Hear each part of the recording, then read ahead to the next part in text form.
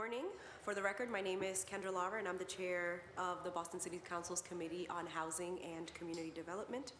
I'm joined by my colleagues and my co-chair, Councilor Lujan and Councilor Bach. I'm also joined by City Council President Ed Flynn.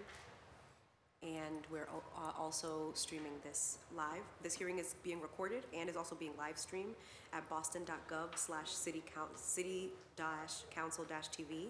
And it's also being broadcast on Xfinity Channel 8, RCN Channel 82, FiOS Channel 964. We will also be taking public testimony during this hearing. If you're interested in testifying, please email Ron, ron.cobb, COBB, @boston.gov for the link. If providing virtual testimony, please make sure that your username is the same and your last name is the same as the name that you used to register. Please state your name and affiliation, resident, and limit your comments to 2 minutes to ensure that all of our comments and our public testimony can be heard. Today's hearing is on docket number 0461, an order regarding the state of affordable housing and Boston's inclusionary development policy. We are joined by our first panel with the administration, Sheila Dillon, who is the housing chief, Tim Davis, the director for policy development and research, Michelle Mccarthy, housing policy manager, William Onuoha, is that correct? Beautiful, executive director of Fair Housing. And now I have 4 people on my list, but there's 5 people here. Andrew's last name? Espinosa, excuse me. Andrew Espinoza is also here with us. Thank you so much for coming. I am incredibly excited to be here in my first committee meeting, chairing the Housing and Community Development Committee on the City Council. The conversation that we're having today is an introductory conversation. We want to talk about where the city is and the work that we've done so far. We have a lot of freshman councilors, including myself, and so we're really excited, and I'm incredibly excited to hear about the study that has happened, the study that is going to happen around IDP. The mayor has made a lot of announcements since we've announced this hearing on the work, and so I really want to hear from the administration and from all of the community organizers and people from the community who are here today to ultimately advocate for a third road that doesn't necessarily have us waiting until we finalize this study and figure out where do we go from here, what are the changes that need to happen to the inclusionary development policy, and how do we need to change our definition of what affordability means in the city of Boston to ensure that it's meeting the needs of all of our residents and that we are meeting the housing crisis with the urgency that it deserves. So I want to pass it over to my council colleagues for opening remarks. I'm going to start with Councilor Lujan and then go to Councilor Bach, and then we'll hear from the administration. Thank you. Thank you, Councilor Lara, and congratulations on chairing your first hearing here for the Housing Committee. I'm really happy to be here and to be co-sponsoring this hearing on IDP. We know that we live in a vastly unequal city that is vastly more so unequal for our Black and brown residents, and we know that high housing costs, a glut of luxury development, and rising costs due to the speculative land sales has really placed significant pressure on a lot of our residents. And the federal and state government has not contributed enough when it comes to public housing. And the lack of affordable housing is trickling up and having a negative effect. If you want to look at this from a market perspective, the fact that we can't provide housing for our working class families, that actually hurts our city's competitiveness. It's not just about building so that we have money to pay for property taxes. If our working class families that hold up this city can't afford to live here, then we become a less competitive city. Low-income households have to forego spending on healthcare, food, childcare, and other necessities. And as we know, a single financial shock can send a family into eviction, into displacement, into homelessness. As an attorney who's represented families facing eviction, we know that housing court is a place that really damns the poor. We're here to talk about our current IDP policy at 13%, which is actually a displacement policy at the 13% level, and we need to change that. But it's not just about IDP. IDP is one part of the puzzle in solving our housing crisis. We need more tenant protections like rent control, right to counsel, more subsidizing of affordable housing and homeownership opportunities, and increased support for a community land trust. And that's just to start. But this is an incredibly powerful moment. We have a new mayor, a new city council, new ability to codify IDP, and so we must be thinking new. What are the goals, and how do we get there? And we have to ensure that the development that is happening is meeting the needs of the people, especially of our Black and brown residents who face displacement at high numbers. And so I'm very much looking forward to this conversation. I know that we have folks here really dedicated to the issue of affordable housing. We need housing that is truly affordable, and we need to make sure that we are ensuring access to fair housing for all. So I'm incredibly excited that I know that we have folks in the administration dedicated on this issue. So I'm hoping that the advocates, administration, city council can really work together to solve this present crisis. So thank you so much, and I'm happy to be here. Thank you, Councilor Lujan. Councilor Bach, you have the floor. Great, thank you so much, Madam Chair and Vice Chair and co-sponsors. It's exciting to have so many new councilors who are passionate about housing, and really, I think it's exciting to be here today. I think I want to echo comments about how much both I think opportunity and need there is to change the city's IDP policy to more effectively harness the growth that we talk about to actually keep people in the city and anchor more of our low-income communities in place. I'm really glad that we're able to be here today having this conversation in the context of the home rule petition that passed a year ago to allow us to actually codify the IDP policy and zoning. I'm really excited about that because I think there's always been a tension of sort of like how aggressive we could be on this in terms of like not having it enshrined in zoning. And so the opportunity to really like step up and say, you know, this is what we need, and we have the legitimate power from the state government to do this. I think it's a real watershed moment, and so it behooves all of us, both on the government side and on the coalition side. I see lots of folks from the coalition for Truly Affordable Boston. It's great to see you guys and appreciate all the advocacy. I think this is like, we've all got to get this right? Because we know that this is sort of a more serious version of this tool that we've been waiting to have for a while, and we can't waste the opportunity. So I'm excited to really dig into the weeds on this. Folks know that, I, before this, worked at the Boston Housing Authority, and so have spent a lot of time thinking about how we anchor especially those lowest income Bostonians in place, and also have, over my time as a counselor, become more and more aware of some of the folks who start out maybe in the very low income bracket, access our IDP units through a voucher, and then can end up in a weird kind of cliff effect situation where they get a good job, reach the top of the bracket, and then are in a situation where if they lose that subsidy in my district, they're suddenly looking at $4,000 rents and getting pushed out that way. So I think thinking about how this works at the whole spectrum is really important. But I'm mostly here today to listen and understand both what the administration's working on and kind of what are the hopes and dreams of our advocacy community around this, and just make sure that we really get it right. So thanks so much.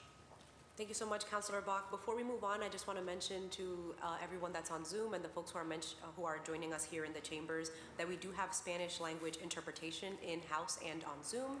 So there on Zoom, you've been given the directions on how to access it, and we have interpretation here as well to my right-hand side if you need Spanish language interpretation for this hearing. I have been joined in the chambers by my council colleague, Councilor Worrell. I am going to cede the floor to President Flynn and then go to Councilor Worrell. President Flynn, you have the floor. Thank you, Councilor Lara. And although this is your first housing hearing, I know you've done tremendous work in this field for a long period of time. So thank you for bringing this forward. Thank you, Councilor Lujan as well, and Councilor Bach. It's been well documented that Boston has a housing affordability crisis.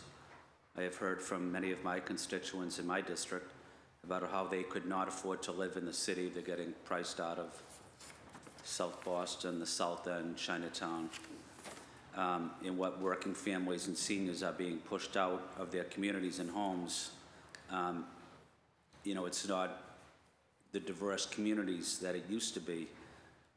For example, in Chinatown, when someone increases the rents in Chinatown, usually it's a family, an Asian family that is asked to leave, or an Asian couple, seniors.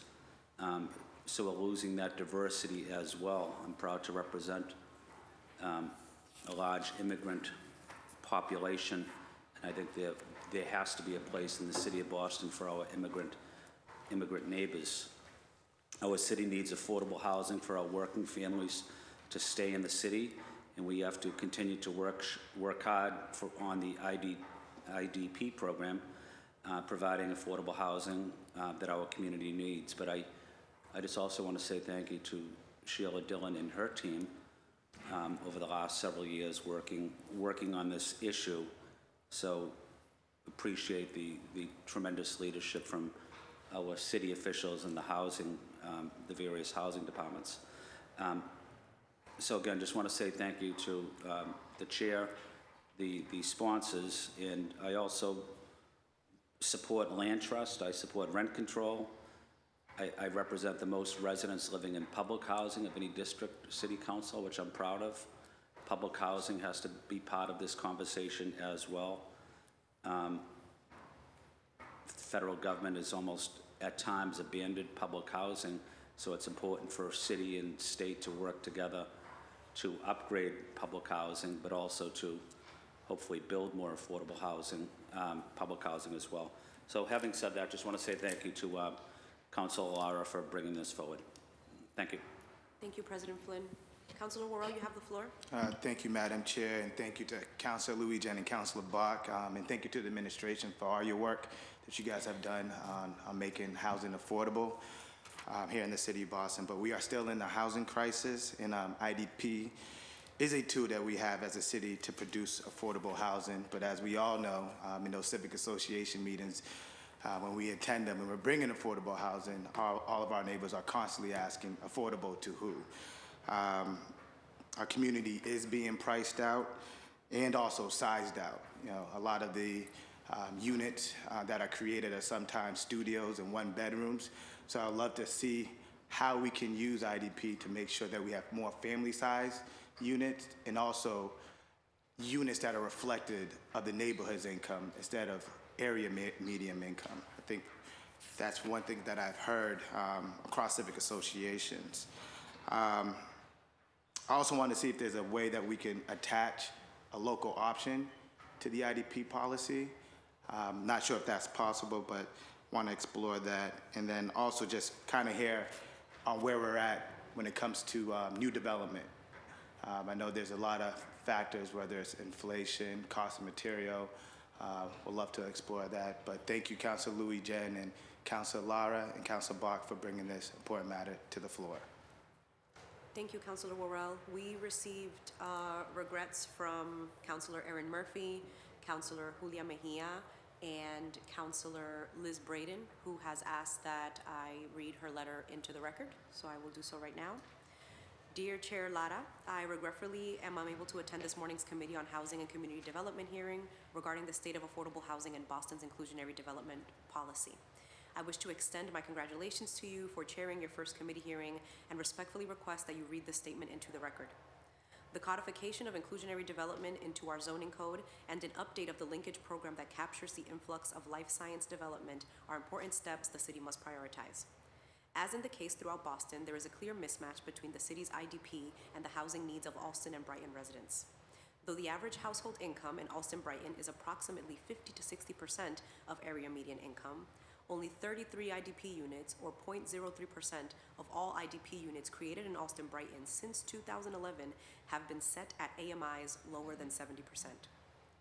Recently approved projects in Allston-Brighton have included levels of affordability that progress towards what revised city affordability standards must make standard. In 2021, the average percentage of IDP units included in BPDA-reviewed residential projects in Allston-Brighton was approximately 18%. Development projects that contain life science components in Allston-Brighton have achieved inclusion of between 26 and 85% income-restricted units within their associated housing components. Finally, the city must also examine the equitable allocation of affordable housing funds within the city. From 1991 to 2019, development projects in Allston-Brighton generated over $18.5 million to the Neighborhood Housing Trust. However, only $8 million in affordable housing funds came back to our neighborhood. Looking ahead to the pipeline of development in Allston-Brighton, over $30 million in linkage fees is expected to be generated from our neighborhood. My staff will attend the hearing to take notes, and I will review the committee report. As a member of the committee, I look forward to advancing this important work together with you. Thank you. Sincerely, Liz Braden, Boston City Councilor, District 9, Allston-Brighton. Thank you all so much for being here. And we are going to start with our first panel, which is the administration. Sheila, or Chief Dillon, excuse me. Sorry to be so informal. That's fine. Is there an order that you all have agreed upon? Yeah, I think if it suits you all, I'll just make a quick opening remark and pass it over to Tim, who's going to outline in some detail the process that we plan on following to update the IDP policy. And then, Will, is it okay if we head down that way? Okay. And I think Michelle from the BPDA is here to answer any questions as the BPDA does administer the program. Thank you so much, Okay. Chief Dillon. Great, have thank the you floor. so much. Hello, for the record, hello Committee Chair Lara and Co-Chair Lejeune and all the other city councilors here. My name is Sheila Dillon and I'm Chief of Housing for the City of Boston and the Director of the Mayor's Office of Housing. And I'm really excited to be here. We're very, very excited about beginning this work with you all and updating this very important policy and resource for the City of Boston. Tim will, as I mentioned, he will update you all about the process we plan on following. But I do want to say for the record, part of that process is working with the folks that are here in attendance today and working with the City Council to make sure that we get the next iteration of this program right.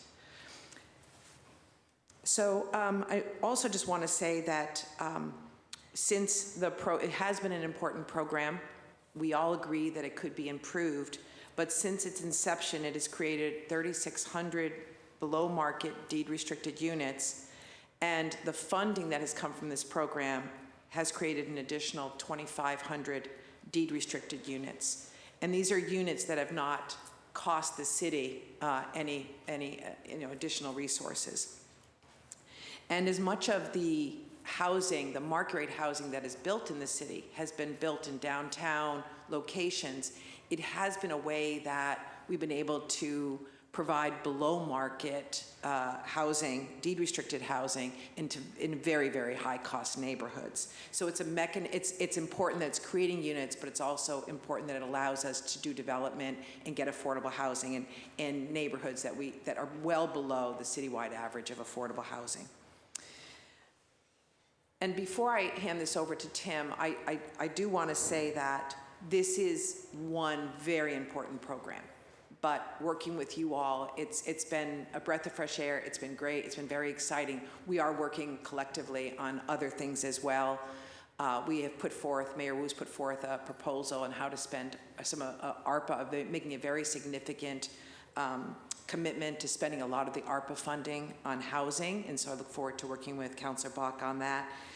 Together, we have filed a very, very good transfer home rule petition that would double our budget for affordable housing year over year, and we've done that collectively. And simultaneously to looking at the IDP program, we are also reviewing the linkage program that Councilor Braden mentioned that's generating a lot of funding in her neighborhood. We're seeing if we can change that program to yield more for affordable housing. So there's a lot of exciting work taking place, going on, and I just look forward to working with you all on that. But back to IDP, I'm going to hand it over to Tim, and he's going to go through, if it's okay, really how we are starting to start this work with you all. Okay. Mr. Davis, you have the floor. Thank you, councilors. I'm Tim Davis, Deputy Director for Policy Development and Research at the Mayor's Office of Housing. I'm here to talk today about the process we are undertaking to revise the Inclusionary Development Policy, or IDP, and set the stage for codifying the policy into the zoning code. The IDP was created through an executive order of then Mayor Menino in 2000. Over time, there were several revisions, with the most recent in December of 2015. At its most basic, the current IDP requires that for projects with 10 or more units that could require some form of zoning relief, that 13% of the units within a project be income restricted, with income limits for rental units at 70% of AMI, of area median income, or AMI, and for sale units at 80% and 100% of AMI, for an average of 90% of AMI. Requirements vary somewhat by area of the city if a developer creates off-site units or pays into the IDP fund, which is then used by our office to fund affordable housing projects across the city. While other Massachusetts towns and cities had the power to put an inclusionary housing policy into their zoning code, Boston continued to operate under an executive order. In January 2021, the state legislature passed a home rule petition that allows Boston to establish inclusionary housing requirements in the zoning code. In order to put the IDP into the zoning code, the legislation requires that we consider the following: Boston housing cost trends, market and income restricted housing production goals, providing housing at a cost not generally available in the city's goals of maintaining racial and economic diversity in the city and affirmatively furthering fair housing for members of protected classes and the larger community, and financial and other considerations regarding the production and cost of market rate residential development projects and income restricted housing units. To meet the requirements of these recommendations, we are undertaking two efforts. First, through a housing needs assessment being created by our staff, we will outline current market conditions, demographics, and housing needs with a particular emphasis on racial and ethnic disparities. The second effort is a study that will look at developer feasibility. The study will look at a range of options to update the policy, including increasing the proportion of units that are income restricted to at least 20%, deepening affordability requirements, increasing contribution fees to the IDP fund, and other reforms so as to better meet Boston's housing needs. After releasing a request for proposals, we selected David Paul Rosen and Associates, or DRA, to complete this study. DRA is a California-based housing research and consulting firm with a deep knowledge of inclusionary housing policies. DRA has helped more than 40 communities research and develop inclusionary housing programs, in lieu fees, and other housing mitigation measures, including the City of Cambridge's most recent study.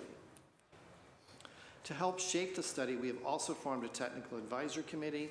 The TAC includes individuals with a range of backgrounds and perspectives, including advocates, policy experts, and for-profit and nonprofit developers.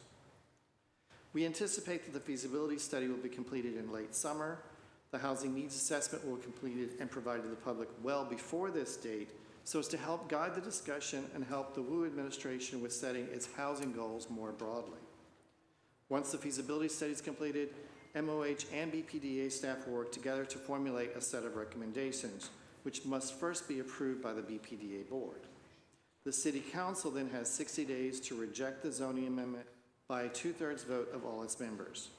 If the council fails to reject the zoning amendment or takes no action within the specified 60 days, then a zoning amendment proceeds to the Boston Zoning Commission for passage or rejection.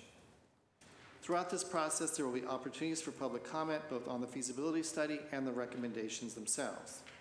In order to create the new recommendations, there will be a number of opportunities for public input, in addition to what we hear from the community today, including a general listening session open to the public, an opportunity to provide public comment on the draft feasibility study, an opportunity to provide public comment on the recommendations before the BPDA board vote, and of course, the City Council, at your discretion, may hold additional hearings, including when the recommendations are before the council. Those are the conclusion of my comments. I eagerly await your questions, but I think we're passing on to Will Anuo first. Good morning, councilors. Good morning, Madam Chair. Good morning, Councilor Bach, Councilor Louis Jen, Council President Flynn, Councilor Worrell. My name is Will Onoha. I am the Executive Director of the Mayor's Office of Fair Housing and Equity, and to my immediate left is Andrew Espinosa, who is the Director of Investigations. Our job, or the role of the Office of Fair Housing and Equity, we have a number of roles. One, the first thing we do is we are the premier organization that investigates housing discrimination in the city of Boston. And anytime residents have complaints or have any issues with housing discrimination, we are the office that they report to or they file their complaints with. Obviously to undertake investigation and then do enforcement. We are the substantial equivalent of HUD, which basically means we are the representative of HUD for the city of Boston.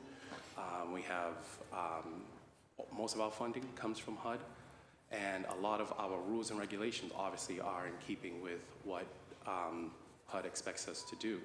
One of the things that we are also expected to do, and Mayor Wu has recently done with our offices, we are responsible for implementing right now the AFFH, which is the Affirmatively Further and Fair Housing across the city of Boston.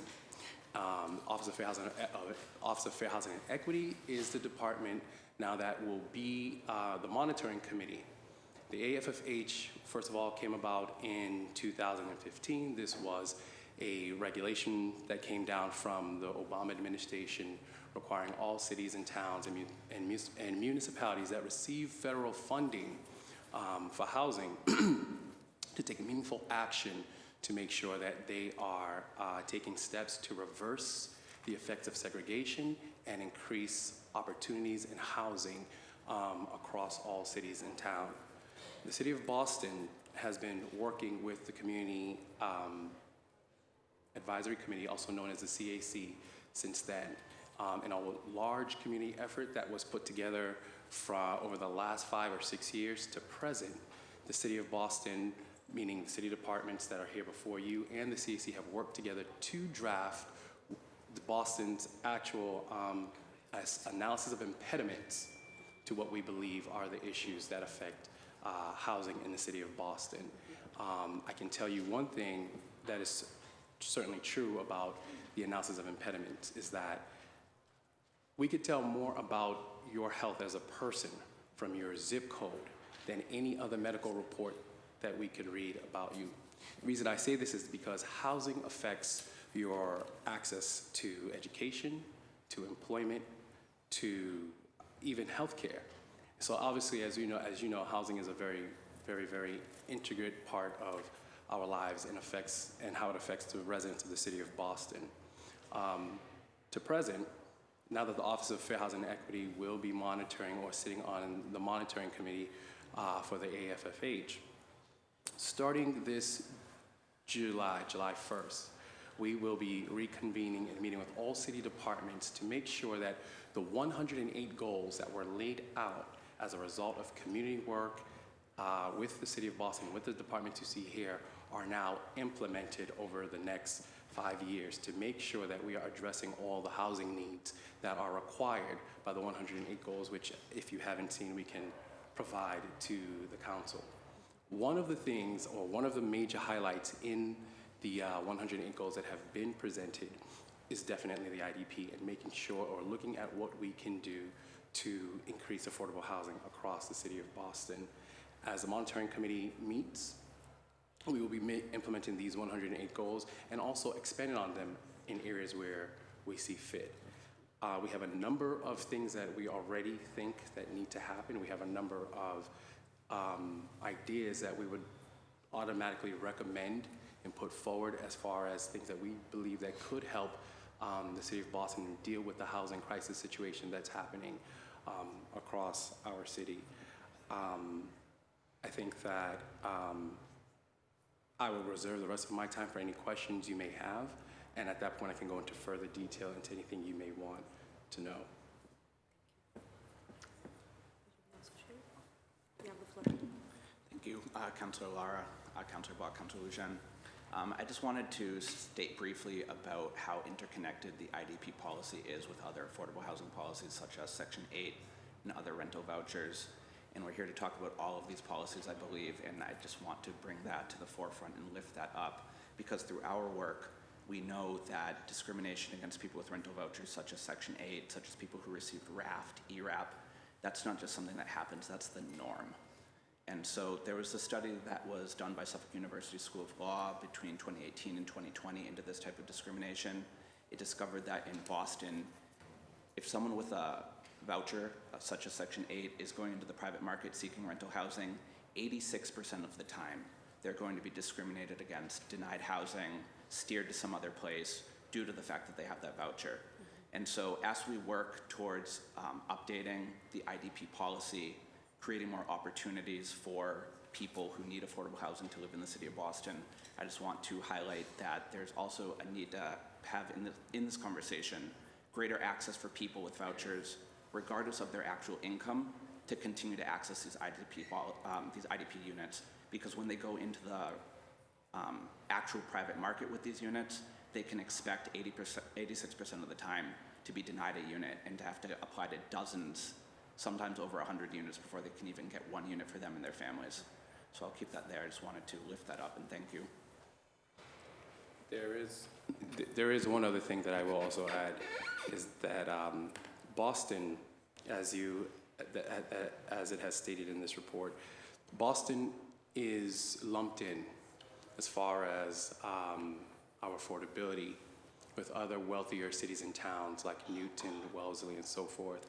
And so when we talk about AMI, it doesn't actually reflect what the AMI of Boston is. And because of those numbers, oftentimes the numbers we currently use to do to look at one's income, or what we call AMI, are definitely off the chart or inflated. And there are a number of things we think that can happen, or that we could do to at least address that issue as well, too. Thank you.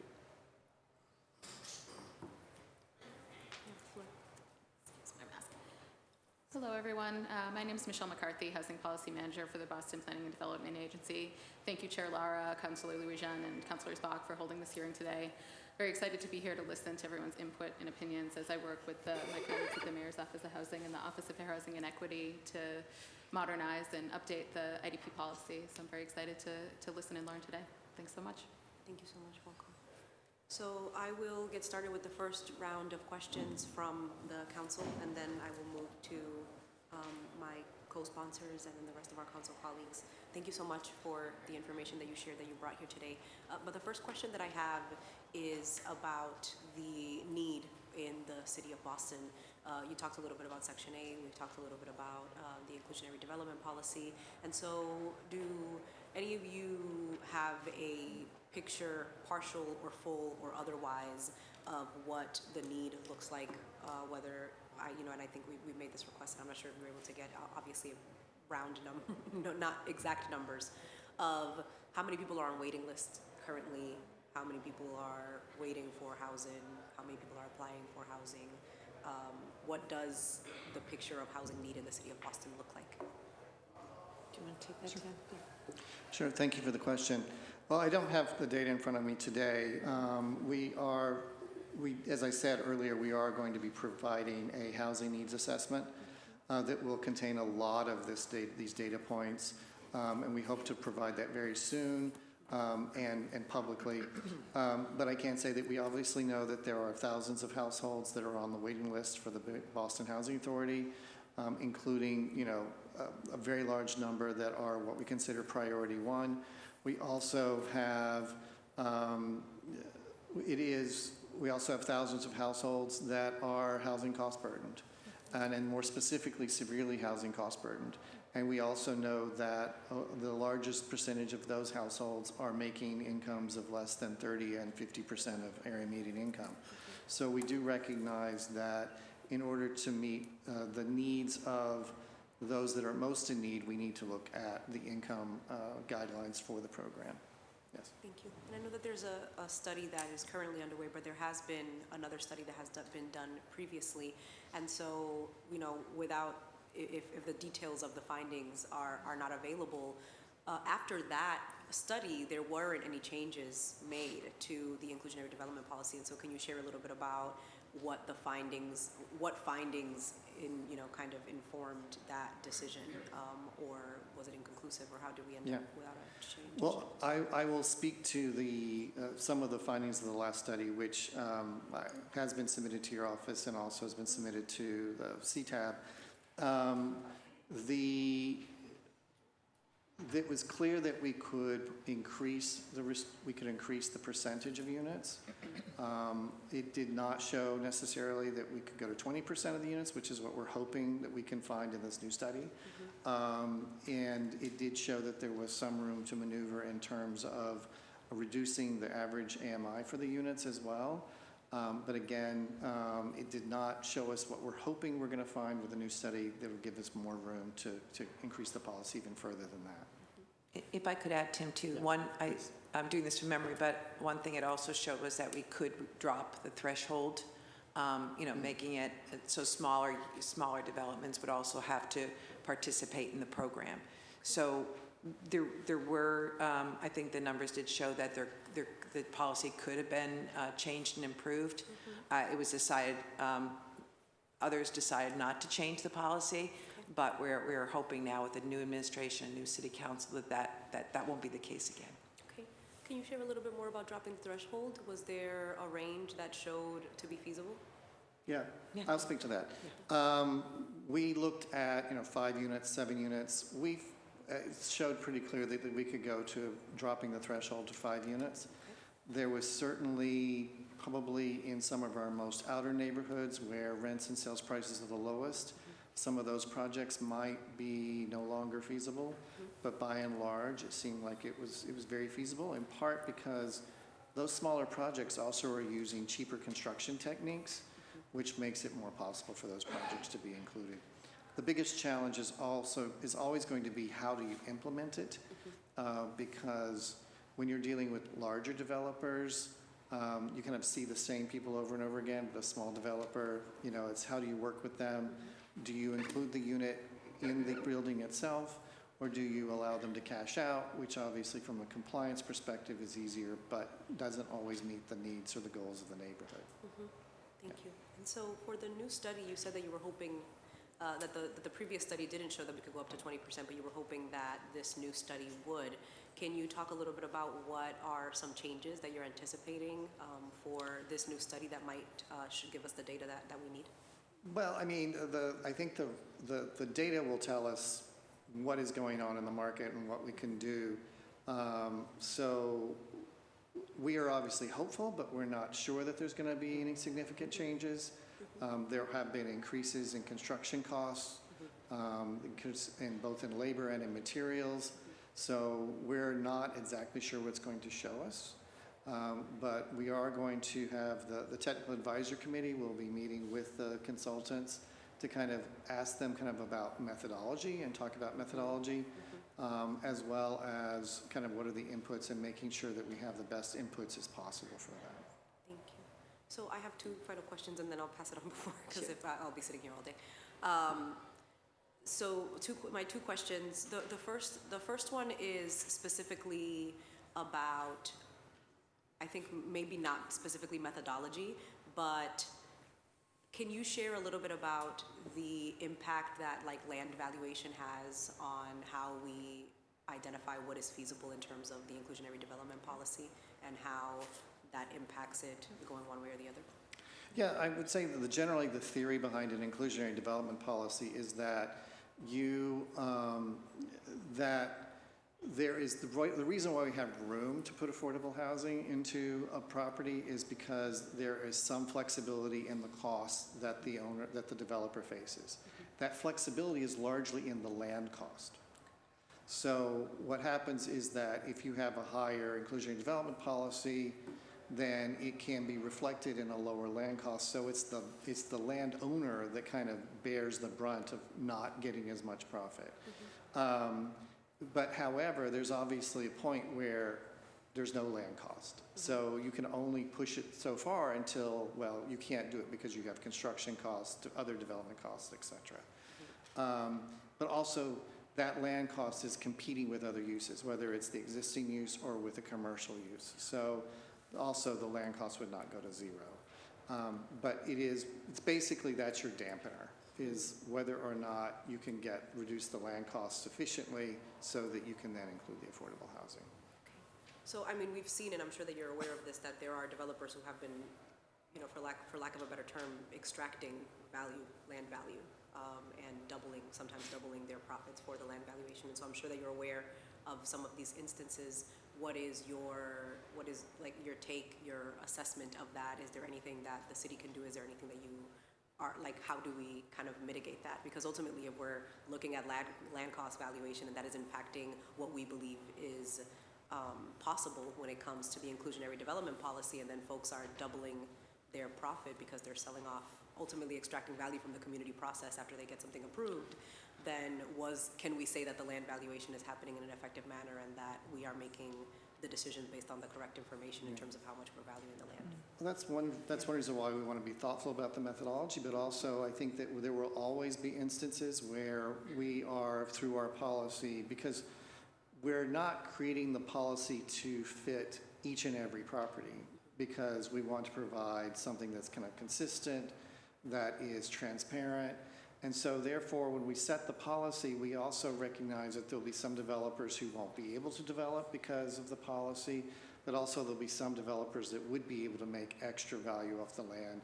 So it's a balancing act in terms of how we do like a citywide, or as we did before, some changes that were by zone that allowed us to extract more in some neighborhoods than others. If I could just add, maybe it's a sort of just another comment on that. And I think, as I see the future, and I'm pretty hopeful for the future, that communities and the city council and many of us that have regulatory roles are extracting not just more affordable housing from developers, but we're also getting more of what's going to benefit, Boston at large. And, that we're looking for projects that are good for public transportation, that are energy, neutral, that are well designed, that are really providing benefit to our larger communities. So it's about extracting more for affordable housing, but just getting through planning. And I'm really pleased about the new appointment at the BPDA, that we're going to start planning in a much more comprehensive way. Thank you, Chief Dillon. And I'm going to pass it on to my colleagues. I'm going to start with Councilor Louis-Jean and then go to Councilor Bach and then the rest of my city council colleagues in order of arrival. Councilor Louis-Jean, you have the floor. Thank you to administration for all of your answers this morning. I also want to thank you especially for the great pronunciation of my last name, which is often trips people up, but y'all did stellar, so congrats.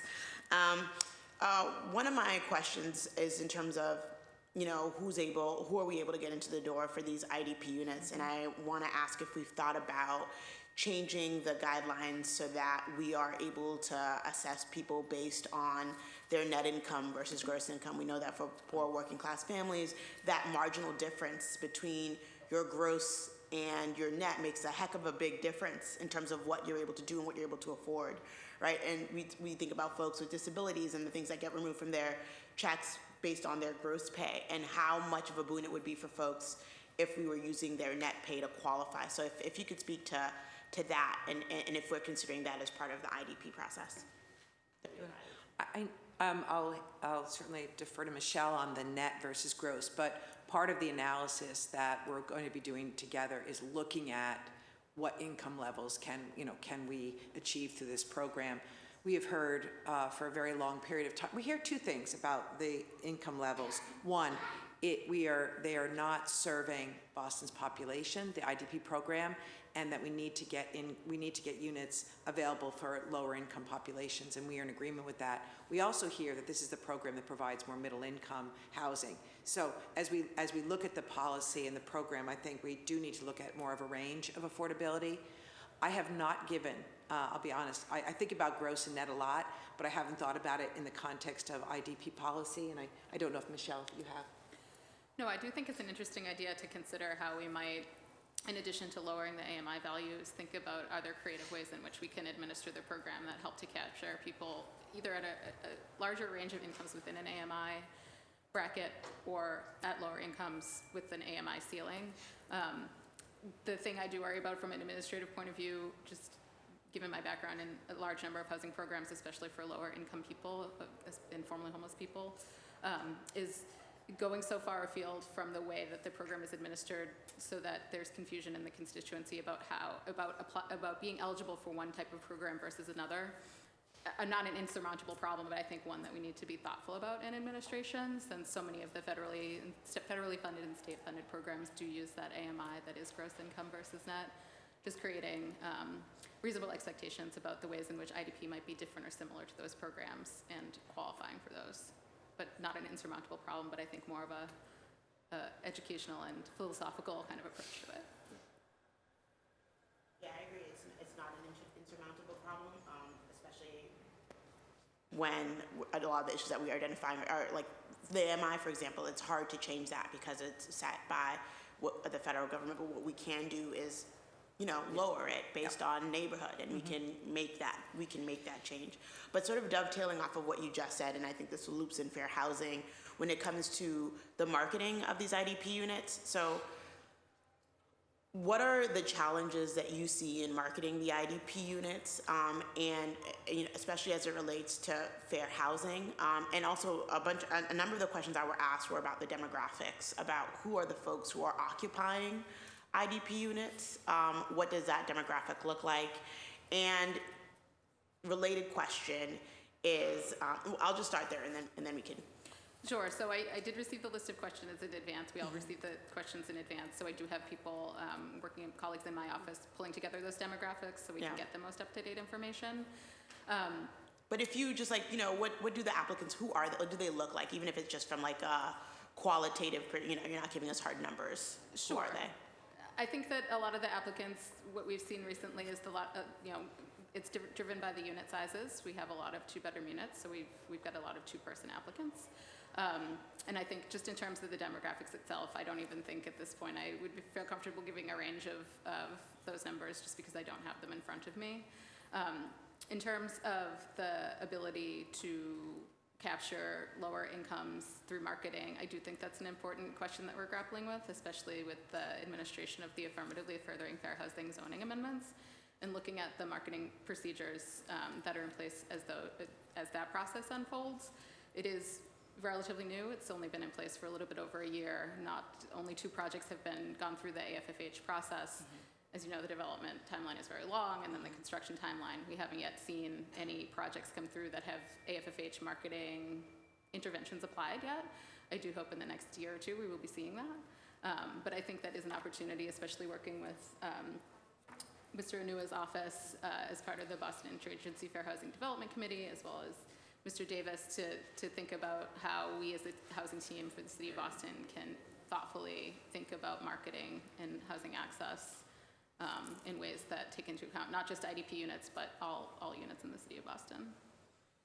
One thing I would add that we've been working hard on through with the Fair Housing Office and others on the marketing plans, there is a general, you know, there's lotteries and there's general screening, and then if people are income eligible, then they go off to the management company or their marketing agent. And then sometimes we see they're using like ridiculously high credit standards or looking at someone's eviction records and things that, you know, folks that have with lower incomes and sort of like, you know, just different histories are not going to be the same as the, you know, the tech executive that lives down the hall. So really making sure that they're not applying unfair standards in their evaluations. And I think we really need to memorialize that. And we are starting to put those in the marketing plans so people can't be, you know, have unreasonable expectations. But I think we really need to do a better job on that going forward. And where does that live? In whose department? And like, where does that work exist? Yeah, go ahead, please. Yep. All right, so currently, affirmative marketing lives within the Mayor's Office of Housing, formerly known as D&D. We are in the process, due to the 108 goals that have been listed in the AFFH, or the Affirmatively Furthering Fair Housing document, of bringing that back to the Office of Fair Housing and Equity. The administration is in the process of working that out to return that back. So we have a number of things that we think we certainly are going to implement when it comes to affirmative marketing. One, doing a very, very deep dive in looking at the numbers you just spoke about and how marketing is happening across the city. That's one, because that's a very crucial part of it. The second thing that we will be looking at is making sure that when developers are doing their, or going through the Article 80 process, one of the things we're going to require is that before they have or get a certificate of occupancy, that they also, they need sign off from the Office of Fair Housing and Equity. The reason for that is to make sure that developers are, one, keeping with the guidelines of their affirmative marketing plan. Two, to make sure that as they're building and doing and going through the other processes, that all the guidelines that specify what they're supposed to do, from lottery to waiting lists to so forth, are all happening at the same time. So at the time of occupancy, you could have affordable tenants moving in at the same time as market rate tenants. Oftentimes, or currently, what tends to happen, we'll go through one process, and then because they're still getting their affirmative marketing plans together, you know, there's been a bit of a delay in getting affordable tenants in. So that's something we will also be looking at. Another thing that we intend to do is make sure that we are consistently looking at, or there's a requirement that on January 31st of every year that developers or all IDP units submit to us for all new development what their waiting list looks like. And so the reason for that is so we will be able to reconcile at any given time after the lottery process who is now in line, and also to monitor if when someone moves out of one of the, say, affordable units, that to make sure that they're being replaced with folks who are affordable unit tenants, understand? And this is to give greater oversight over that process. And also by monitoring the waiting list, you can make sure that qualified applicants are not skipped over for any reason.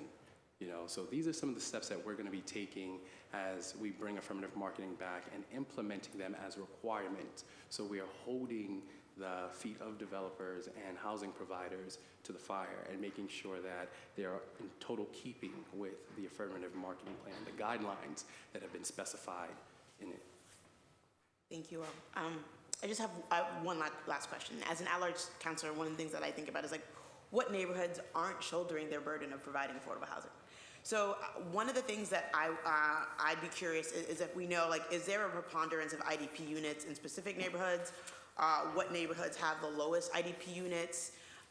Do we know anything about that? And then, you know, relatedly, the opportunity, you know, the ability to cash out, which allows the Office of Housing to build housing, right? But one of the purposes behind IDP is to create integrated neighborhoods and to make sure that we're able to, and when we allow folks to cash out, especially when we're not accurately capturing the land value, it ends up being a windfall oftentimes for developers. And so both on the question of what neighborhoods do we have the least amount of IDP units, if we know that, I'd love to learn more about that.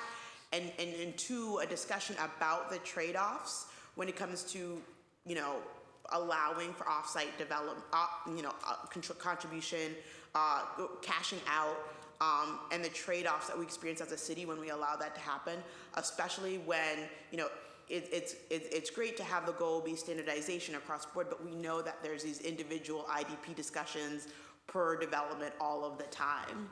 And so what do those trade-offs look like? Yeah. Do you want to talk about the neighborhood? Sure. So in terms of the neighborhoods with the burden of IDP units, let me just take my glasses off so I can read this. I don't have the information in front of me regarding neighborhoods where cash outs are prevalent, but I will pull that together. So let me just, this ended up on 2 pages. Let me just look at it from side by side here. So just in terms of the percent of on-site and off-site units that are created with IDP, low percentages, the lowest percentages being 0 in 2 neighborhoods in Bay Village and in the Longwood Medical Area do not have any IDP units. Next lowest would be Beacon Hill with less than 1% of IDP units. The North End with less than 0.2%. Roslindale with less than 1%. And then West Roxbury with a little bit over 1%.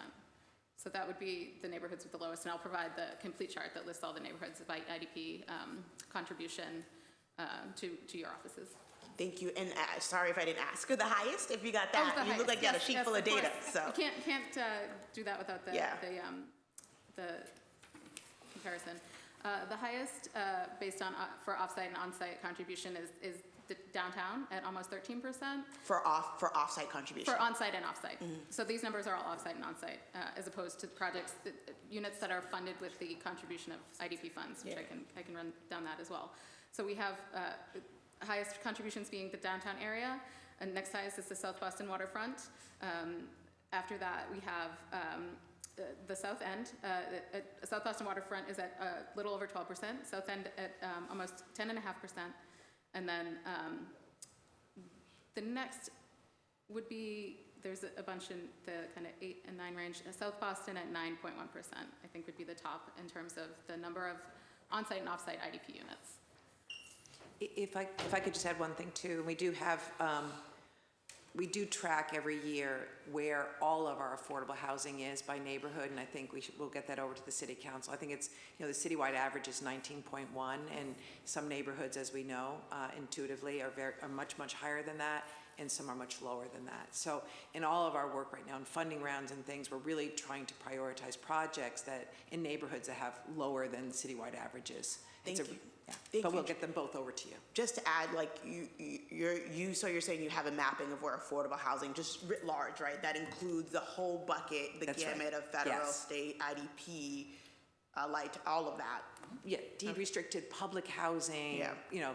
CDC built housing, all of that, both by home ownership and rental housing. Great. And it's really, I refer to it a lot. I think it's really important that we try, and it's hard to build affordable housing in Beacon Hill, although Councilor Bach and I've been to meetings and we're trying, but we really do need to continue to make an effort to make sure that, neighborhoods are income diverse. Thank you. And I should just note to this, just as a caveat, to say that the reason we see the percentages the way that we do is that we're looking since the adoption of the IDP in 2000. So we're kind of seeing higher percentages in areas where there's higher development. Yeah, taking place. that makes sense. To follow up on the chief's comment about the income restricted housing report, that is available on the MOH website, as well as some data. So that's something that we produce every year and is updated through 2021 and is available. But I did want to also respond to your question about the cash out option. Yeah.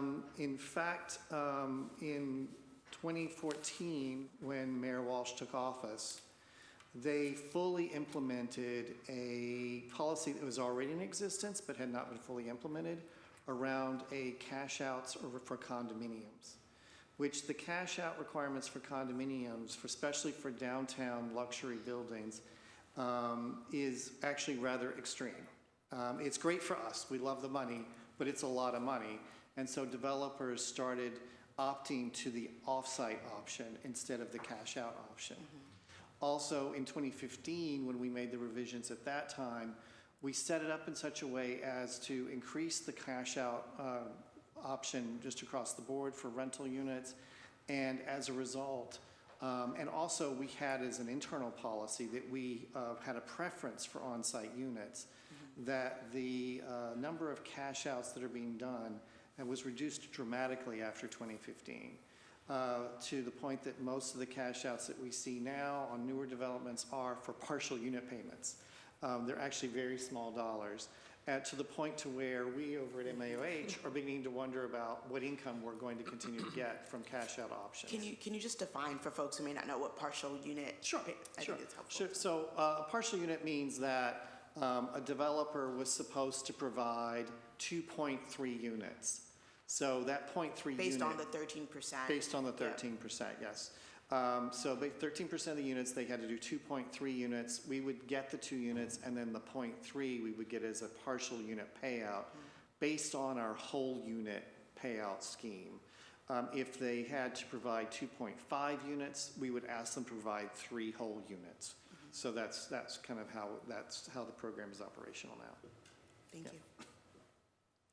I'll chill on questions for now. Okay. Thank you. Councilor Bach, you have the floor. Great. Thanks so much, Madam Chair. Wait for this to, there we go.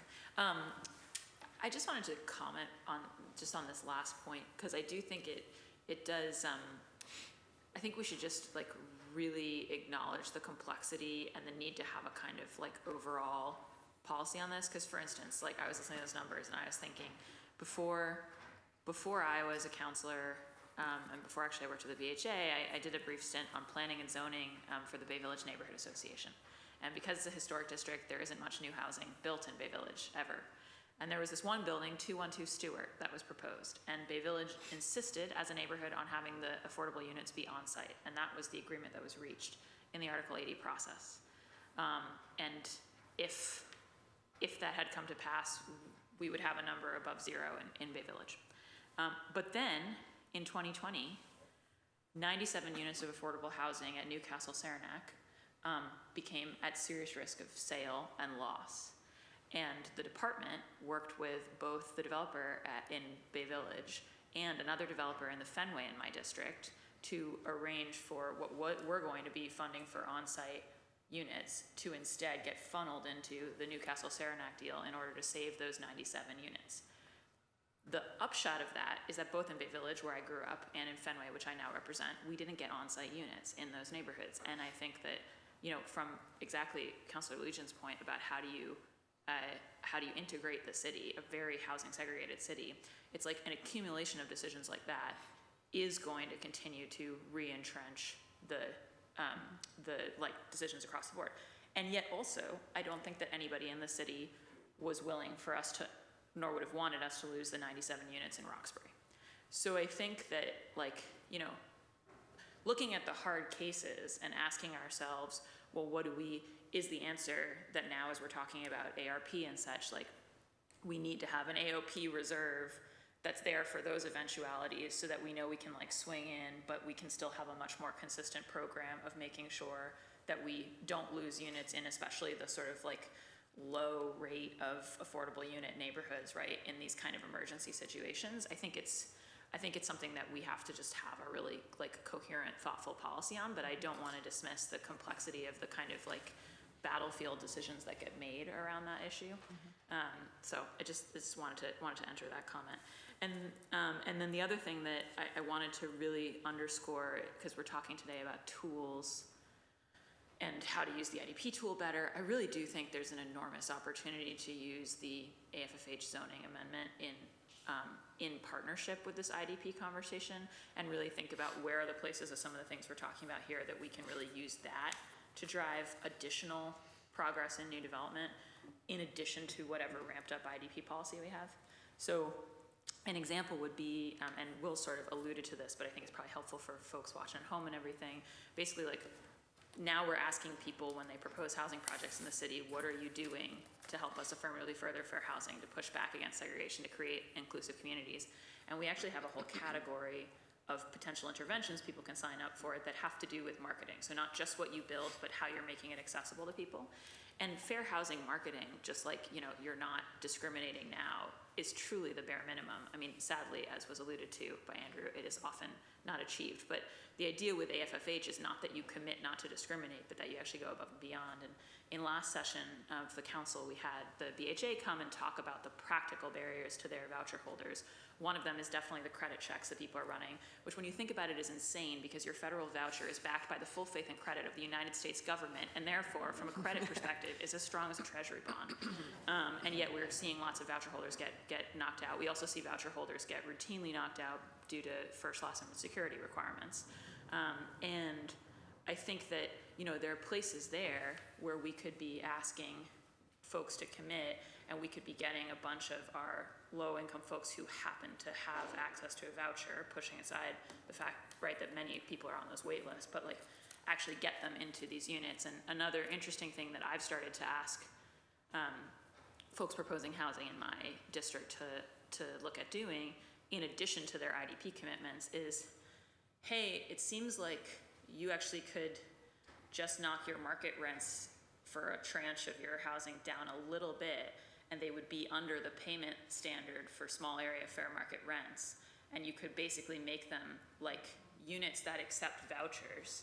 And again, that helps us to potentially get some very low-income folks, because of the BHA's housing homelessness priority. We have some very, very low-income folks on the voucher program.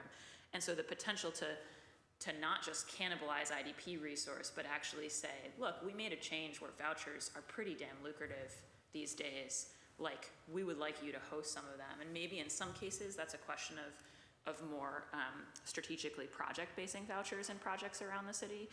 But it could also be this sort of informal thing of let's make sure that your rents are just below that SAFMR standards so that somebody with a mobile voucher who's looking can find them. And then also, you're listing your openings on the BHA's landlord portal, and you're making time for someone to apply, and you're not applying a credit check, right? Like, I think there's a bunch of ways. And I say all that, it's important because I think what's been a little bit invisible sometimes in these conversations about AMI, and I think it'd be really useful to have from you all as part of this report, and maybe, I don't know if this was part of the demographics info request, but for people to really understand what the incomes are of folks using IDP units, because my sense is we have a considerable number of units that, as Andrew alluded to, have a double subsidy, where we've got the IDP unit and then the voucher holder is accessing them. And so in that sense, the good news is that our IDP units are housing more very low-income people than people think, because it's the 70% level, but they're actually down at 30, 20, 10, 0. But the flip side of that is that we're all talking about it like we have two housing opportunities. We have X number of voucher holders and we have X number of IDP units, but actually a certain number of these we're only keeping folks by the combination. I think we have to understand that a little bit better and then say, wait, is there an opportunity to actually increase the total number of affordable units in the sense of being accessed by low-income Bostonians by actually having some of the market units have better access for voucher holders, so it's not like our voucher holders can only access the IDP units. So I say all that to just say that I think we need a really nuanced global picture here, and I'm hopeful that the studies are going to bring that to us. And I also think that, Tim, to the extent that your guys' study can also kind of help put a price on some of the toggles. And what I mean by that is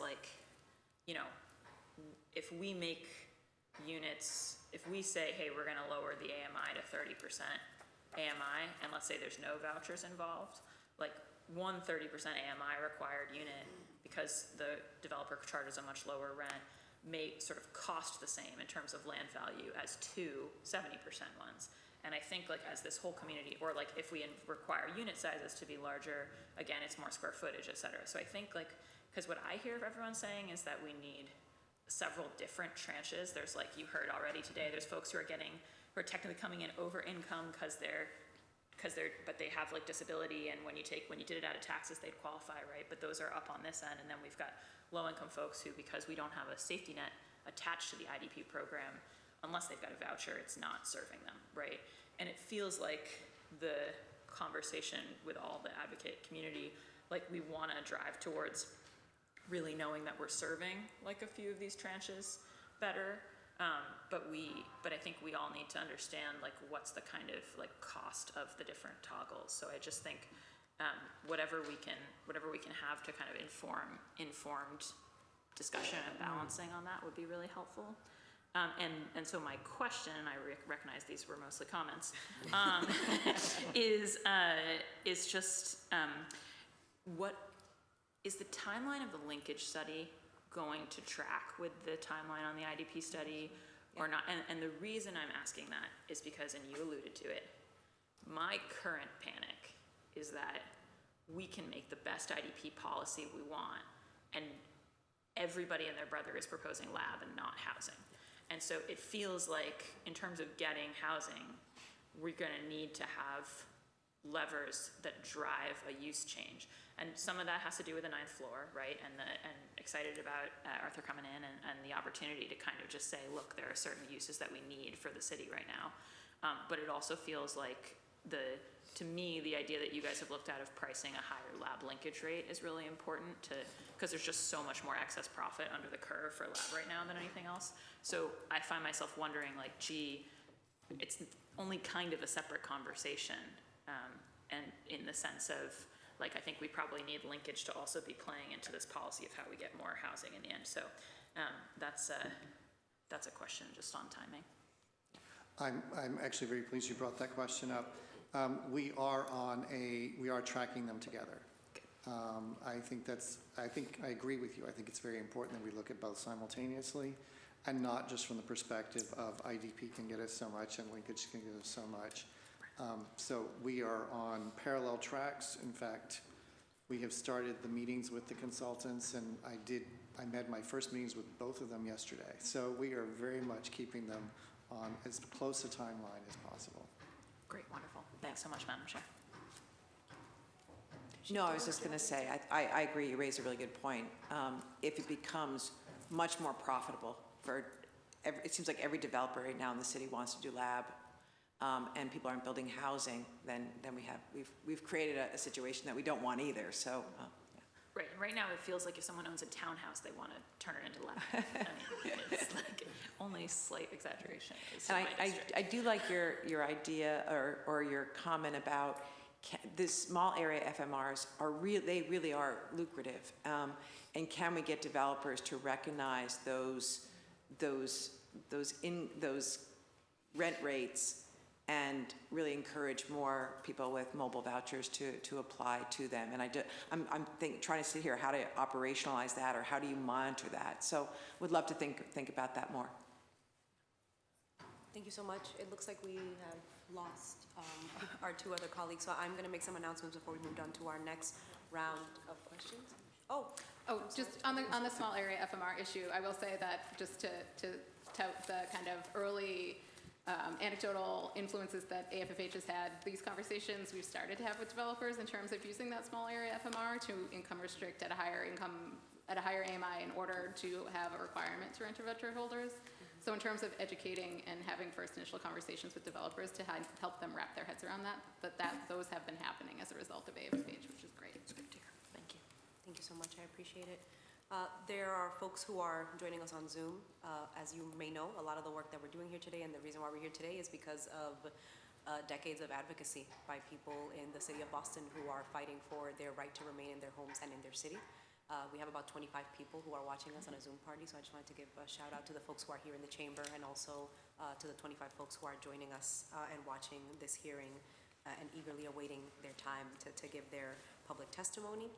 I also wanted to share for anybody who has joined us or anybody who is on Zoom that we do have Spanish language interpretation available para cualquier personas que están aquí con nosotros en el ayuntamiento o han llegado en el Zoom. Por favor, si necesitan interpretación en español, déjenos saber y está it's available to you. Somebody's interpreting, so. Great, so we're going to move on to our next round of questions for the administration before we move on to our next panel, because I have other questions that I think Councilor Lujan does too.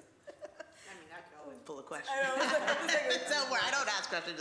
but there are people who are waiting to testify, and we have two more panels, so we definitely want to make sure that we are being conscious of our time. So I have a few questions, and for context, I myself and I share this on the city council floor just to one, make sure that I'm being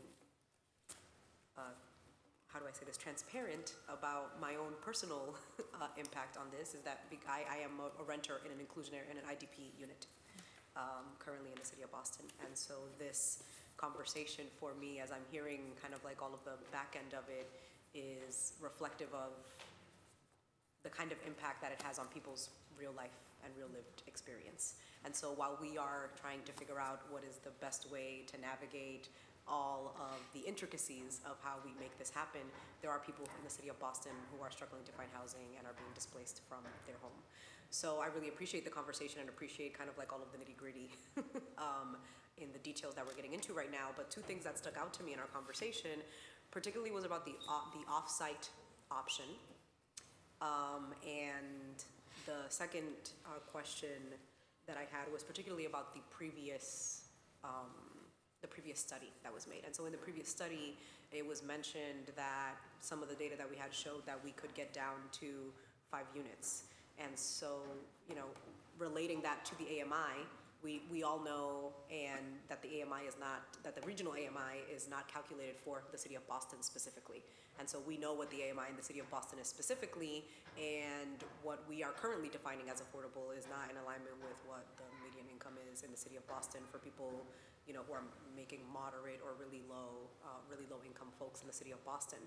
So the question that I have ultimately is, what is it going to take to change, to start redefining affordability for the city of Boston, right? We can't change how the area median income is calculated, but we can change our city's definition of affordable housing. So what is it going to take to make that change? What are the challenges that you are running up against in order to make that change? And similarly, with lowering the threshold of units, the previous study showed that we could go down to 5.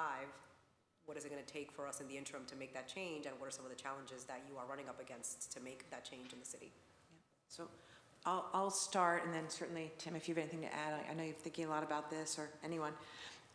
So we are, as part of this process, working with the technical advisory and the consultants and looking at the housing need data, which we will get to you as soon as it's done, and it will be done soon. One thing we're going to look at is can we lower the AMIs, or can we have more of a range of AMIs in this program that will serve Boston residents better? So it's, some people want us to use BMI or AMI. Even if it's AMI, we can drop the rents. So we are going to look at that, and we're taking that very, very seriously. We recognize that there's been for a long time, this program hasn't served everyone. It served a segment of our population, but it hasn't served everyone. So we are going to be looking at that. I don't know if you have anything more to say about that. Can you share a little more about Sure. the process? Like you said, you'll be looking at it. Yeah. But, where does it live? How does it start? What are you Right, looking at? of Who course. makes the decision? Of course. So the part of the feasibility study will be looking at, can we get additional units, out of private market developments, and can these units serve lower income populations? So we're going to be looking at both, and the consultants will be looking at, what's feasible within market rate development. And then what else can we do within market rate development to get at some of those issues? I think we're all very anxious to serve a wider range of the population and serve more people through the program. So the consultant will be looking at that, the technical advisory.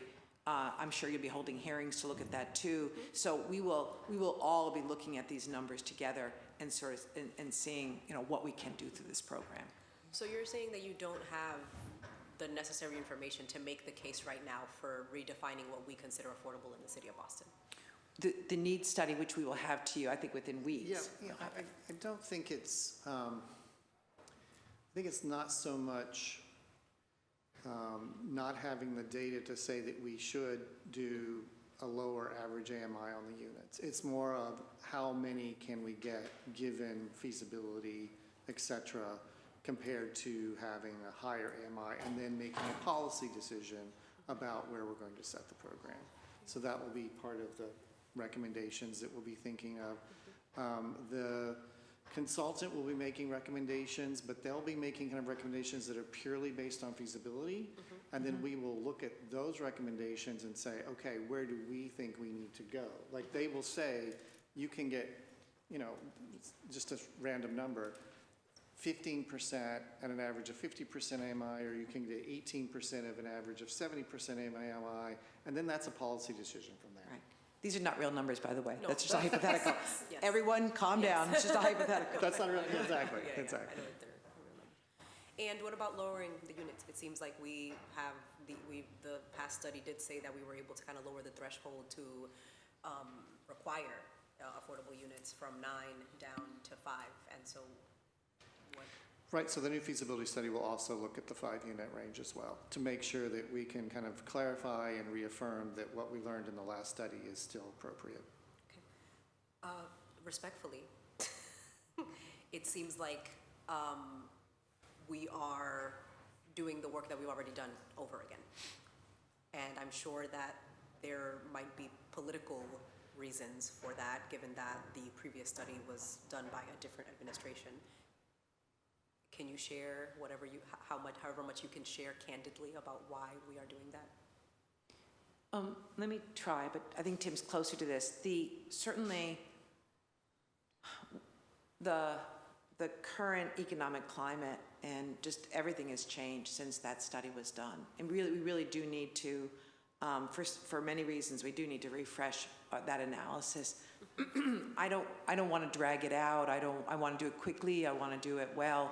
But I think we do need to look at the real estate market and feasibility right now, and then use that information to set policy.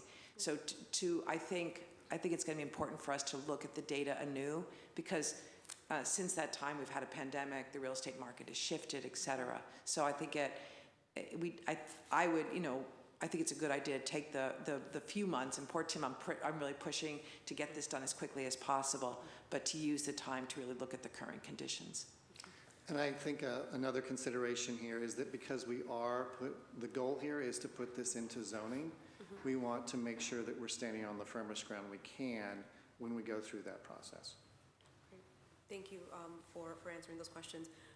There is going to be a new feasibility study that's going to be done, and you talked a little bit about the community engagement process. What is changing from the previous process? What were maybe some things that you learned from the other process? How is community engagement going to look like? And are we going to have people involved from the beginning and not just giving feedback after the process?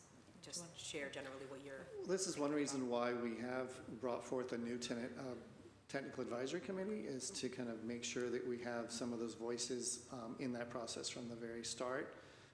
We obviously in the previous process heard a lot and learned a lot, so we are obviously taking that into account already. We're not starting fresh in that respect. We heard in that process, and some of these were ideas that I had brought forth as well, based on what we've seen in other cities, is that not only lowering the threshold for units, but also looking at square footage instead of just at unit count, so that we can get a more diverse set of units, including more family-sized units. Doing an average AMI rather than just one single AMI, so we can serve a broader set of constituents and households. Those are all things that we learned from that process that there's a lot of support for, and I think will certainly be seen in the recommendations going forward. And I'll just add to that, I mean, we are going to have citywide listening sessions scheduled, so we really can hear from the general public, check-ins with the technical advisory every step of the way. And we do need to come before the city council before we can go to the zoning commission for any changes. So I anticipate a lot of public dialogue at that juncture too. So I really, I believe in this. I think there's going to be some very, very good scheduled, probably somewhat difficult and challenging, but we'll work through it, dialogue to get at a good policy for Boston. Okay. I would just add that, from our perspective in the Office of Fair Housing and Equity, fair housing is civil rights, okay? And especially from us, when given the questions you asked, Councilor, from a civil rights lens, we really think that there's a number of things that we would like to see happen, and we will and more than likely will implement, especially as the Office of Fair Housing and Equity looks or sits on this monitoring committee that is going to be overseeing the affirmatively furthering fair housing for the city of Boston. Let us be clear that, the mayor's executive order requires that all city departments, especially those that deal with housing, now take meaningful steps and actions to make sure that we are doing everything humanly possible to make sure that there is equitable housing for all residents of the city of Boston.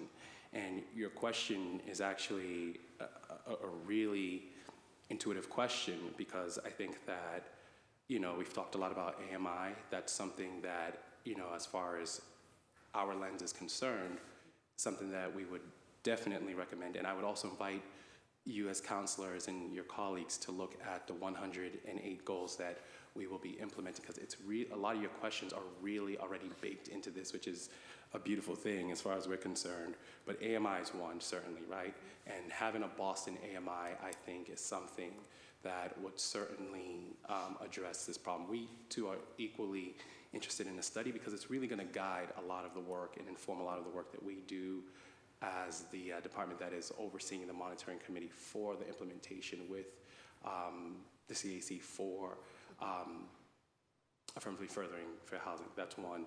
The second thing I would also comment about that has been brought up is the fund, and we understand that there's some,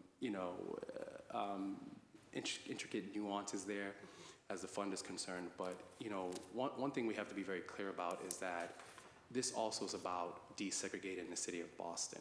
And from where we sit, of course we've come a long way in the city of Boston, but there's more to be done. There's a reason why some of the neighborhoods you've already mentioned are predominantly, if you will, white, and others are predominantly black and brown. you know, and it's our job, especially as we carry out the mayor's executive order, to really make sure that we take meaningful steps to desegregate the city of Boston. And whether it's creating more IDPs in other in other neighborhoods across the city, making sure we have better affirmative marketing plans, all that kind of stuff. But also with the fund, as complicated as it could be, it's one of the things that I think in some cases, it provides a situation where you have NIMBY, right? Not in my backyard, where build it off here, you know, here's money, build it there, and not here. And one of the things we're going to be looking at is streamlining and seeing how we could have better policies that address that, right? Because we know that it's a complicated thing, but on the same token, building affordable housing in neighborhoods that were originally designed for it, and by original, I mean if you're building a project in Beacon Hill and that money goes towards building, you know, affordable units in Beacon Hill, then now we're talking about, or using this as one of the tools that, you know, addresses the segregationist issue, you know, and making sure that no matter who you are in the city of Boston, you can live wherever you want to live, in whatever neighborhood you want to live in, and there is adequate housing for you to do so. Another thing that I think I would add to the conversation is looking also at how we deal with you know, small projects. Currently, right now, IDPs are affected a lot by the Article 80 process, right? You know, but also making sure that we look at if it's an expansion or some other policy that deals with small projects, right? Because that's how, and that's where a lot of, I feel like it's a catch based on that we can definitely do a better job at to make sure that we're also using the small projects, those of them that are not 50,000 square feet, to also do better with affordable housing, you know.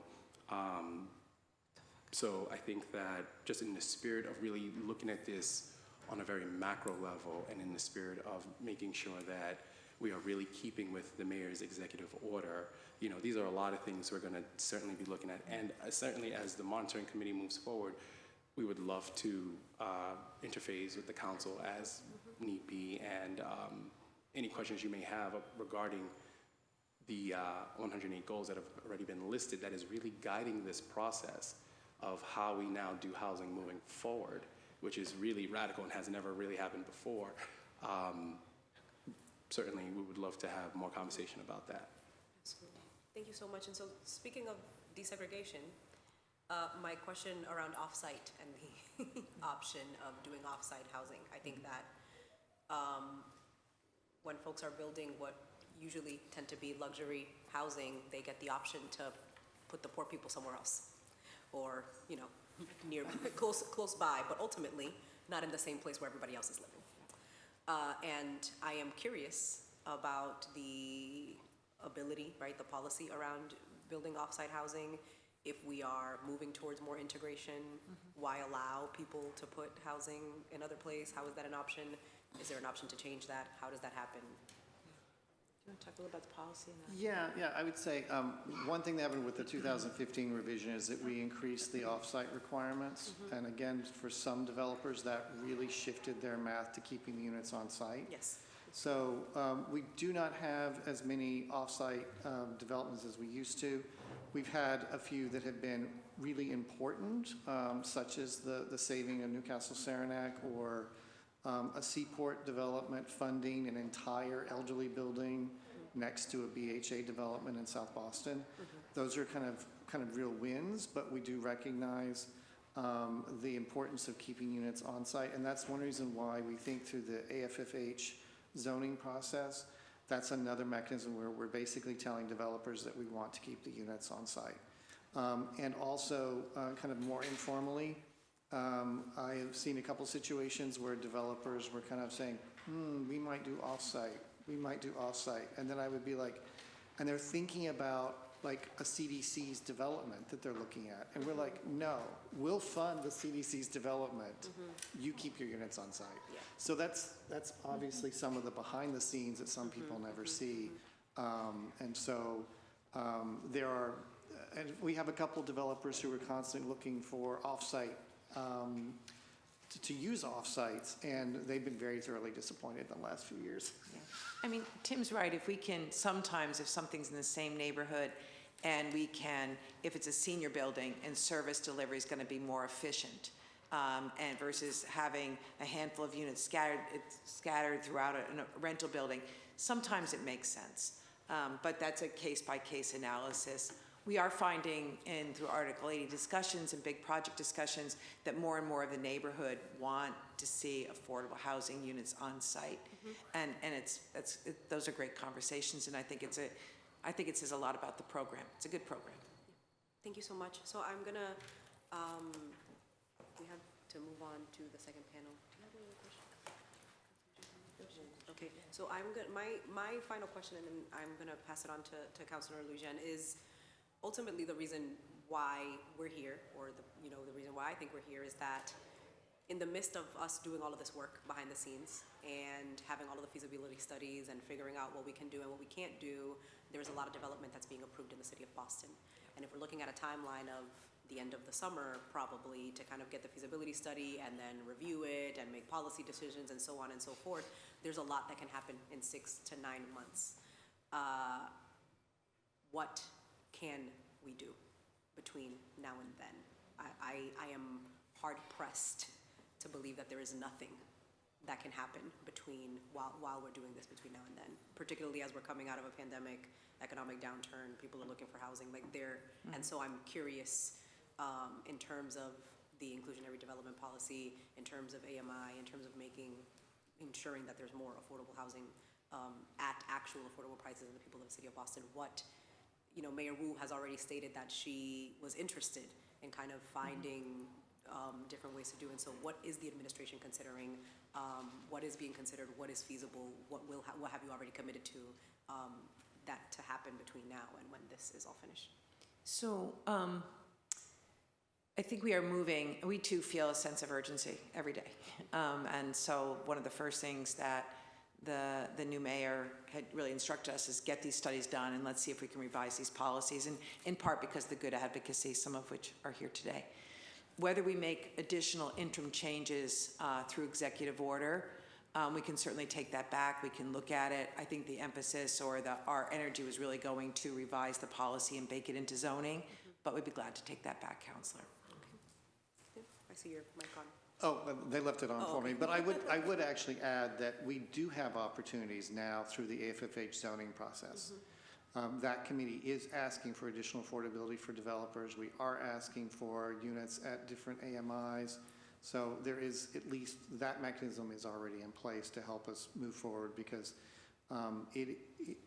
to kind of address issues of racial inequity, the AFFH zoning process does help us to kind of push forward with some of these kind of changes in a more informal way.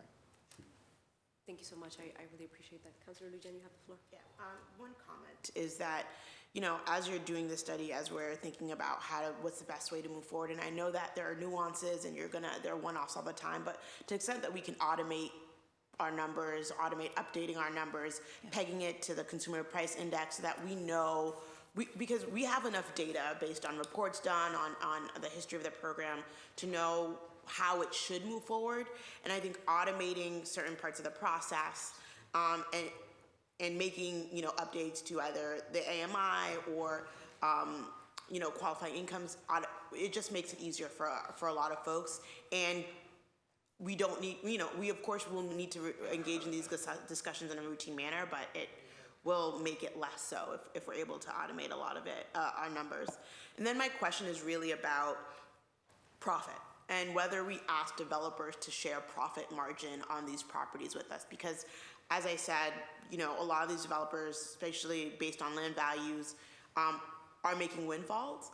And then they'll turn to us and say, I can't build on 15% IDP. I can't build on 20%.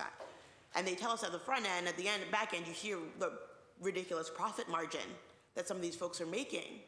And so why aren't we more aggressive on the front end on understanding what the profit margins are for these projects, and on having folks internally really critiquing and evaluating the numbers that are presented to us.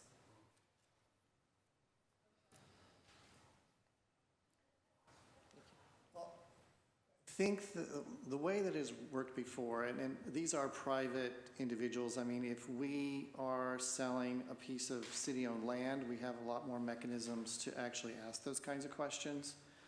When But it do is, we? I feel like, I mean, my understanding is that we don't even ask them when it's on city-owned land. Oh, if I could, so if this, we don't RFP or sell all city-owned property, but a lot of it, and we're putting, I'd say 95% of what we're selling is for urban agriculture, community gardens, or affordable housing. And part of their RFPs and the response is we underwrite really, really carefully. But most of our projects are affordable housing where even subsidized land, and they're coming in and asking us for resources, so we're doing very, very careful underwriting. And we do limit fee and overhead, soft costs. We're evaluating hard costs based on the market. So we are very careful about underwriting.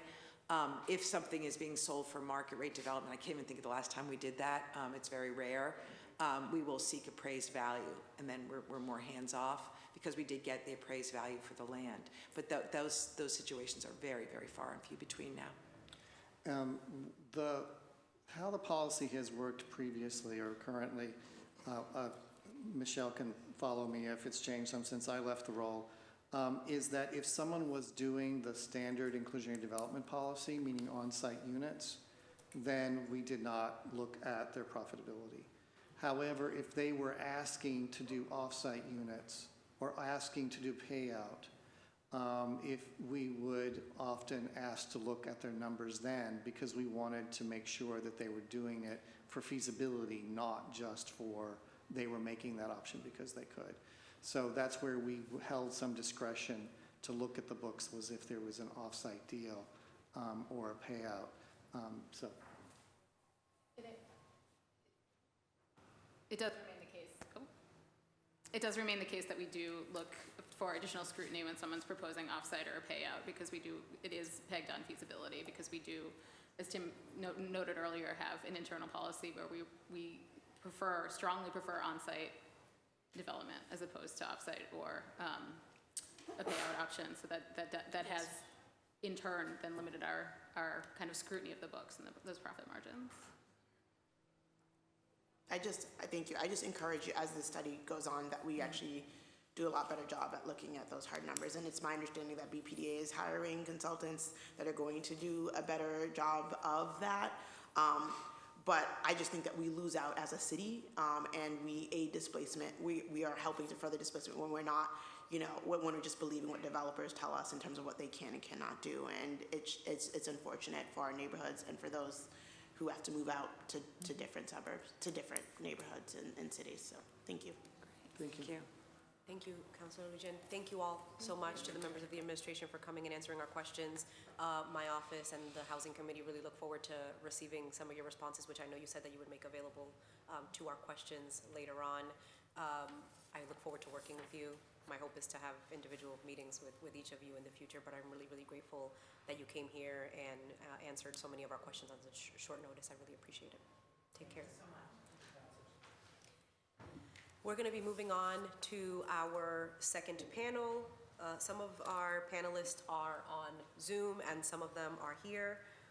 For our second panel, we are joined by Karen Chen of the Chinese Progressive Association, Markeisha Moore of Dorchester Not For Sale, and Kate Deeren, who is a Fenway resident.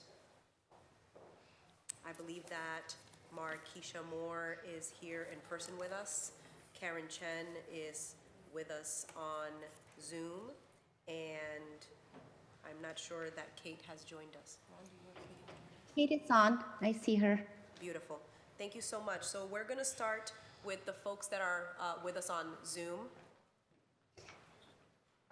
Okay. Thank you. Karen Chen, you have the floor whenever you're ready. Thank you. Thank you, Councilor Lara. Thank you, all the councilors, for having me today. So my name is Karen Chen. I am the Executive Director with the Chinese Progressive Association. And the Chinese Progressive Association is part of Right to the City Boston and the Coalition for Truly Affordable Boston. I'm here to talk about one of the points in IDP on the lowering AMI.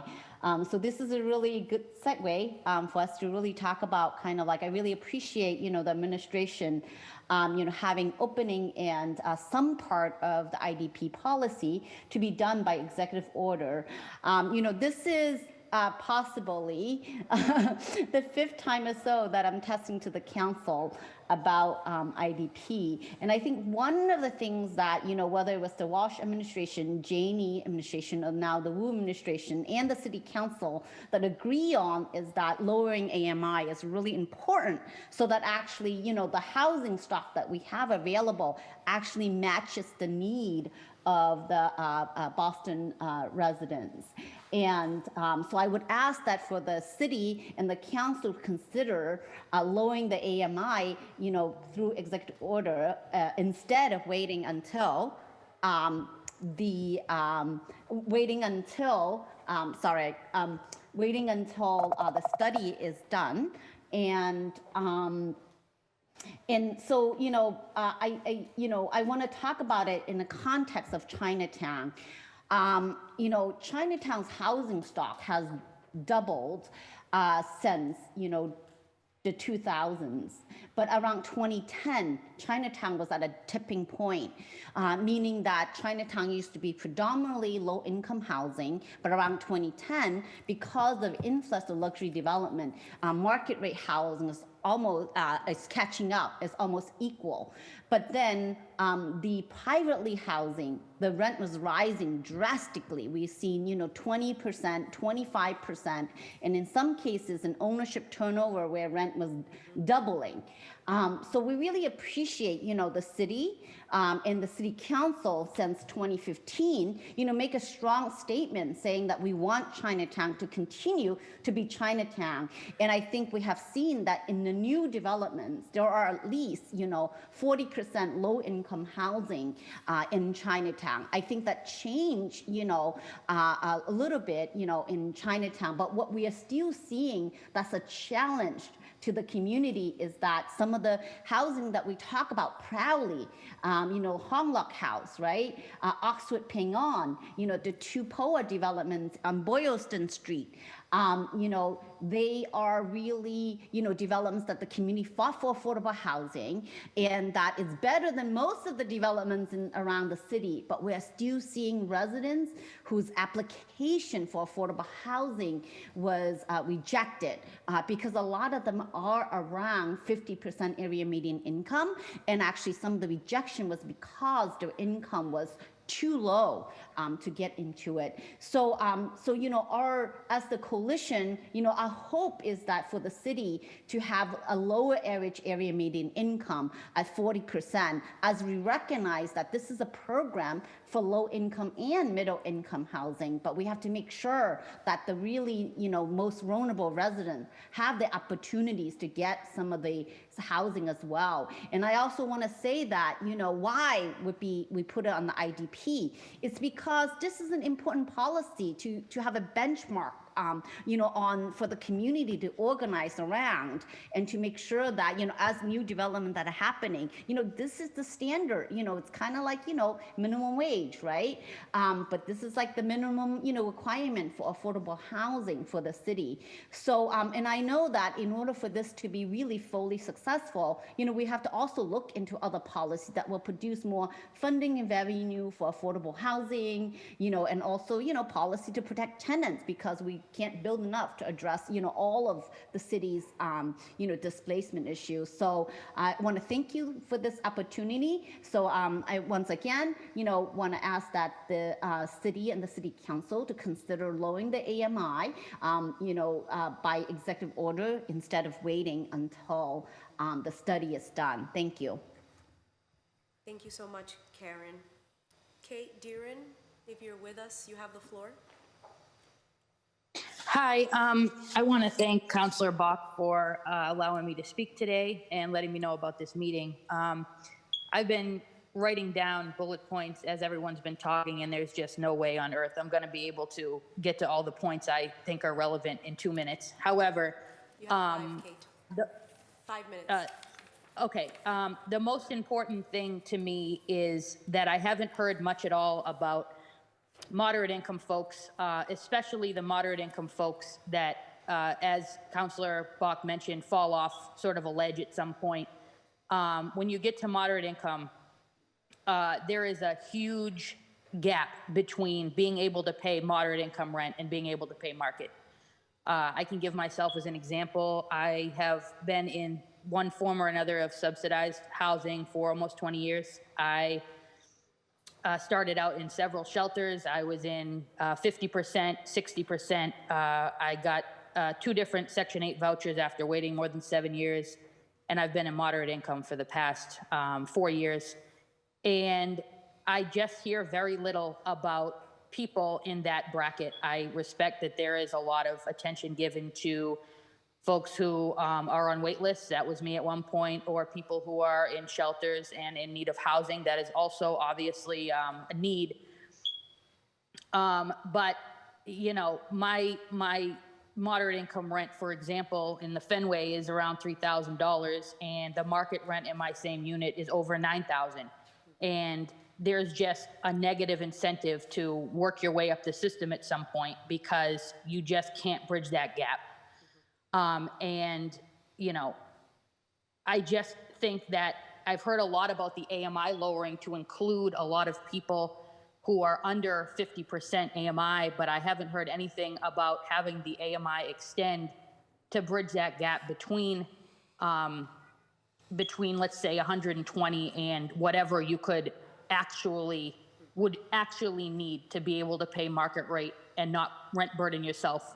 Which at some point, if you lose your job or have some bad time, there's no safety net and you're going to end right back up in a shelter or in a waiting list for lower income housing. So I think it's a vicious cycle unless all levels are addressed. I also think that if you want to have economic diversity in the city, this definitely includes the middle. There is a vast disparity in Boston as far as there's certain neighborhoods that have low-income housing and then have very wealthy residents, and there's, you know, negligible numbers of families and moderate income folks because it's just not feasible to live here.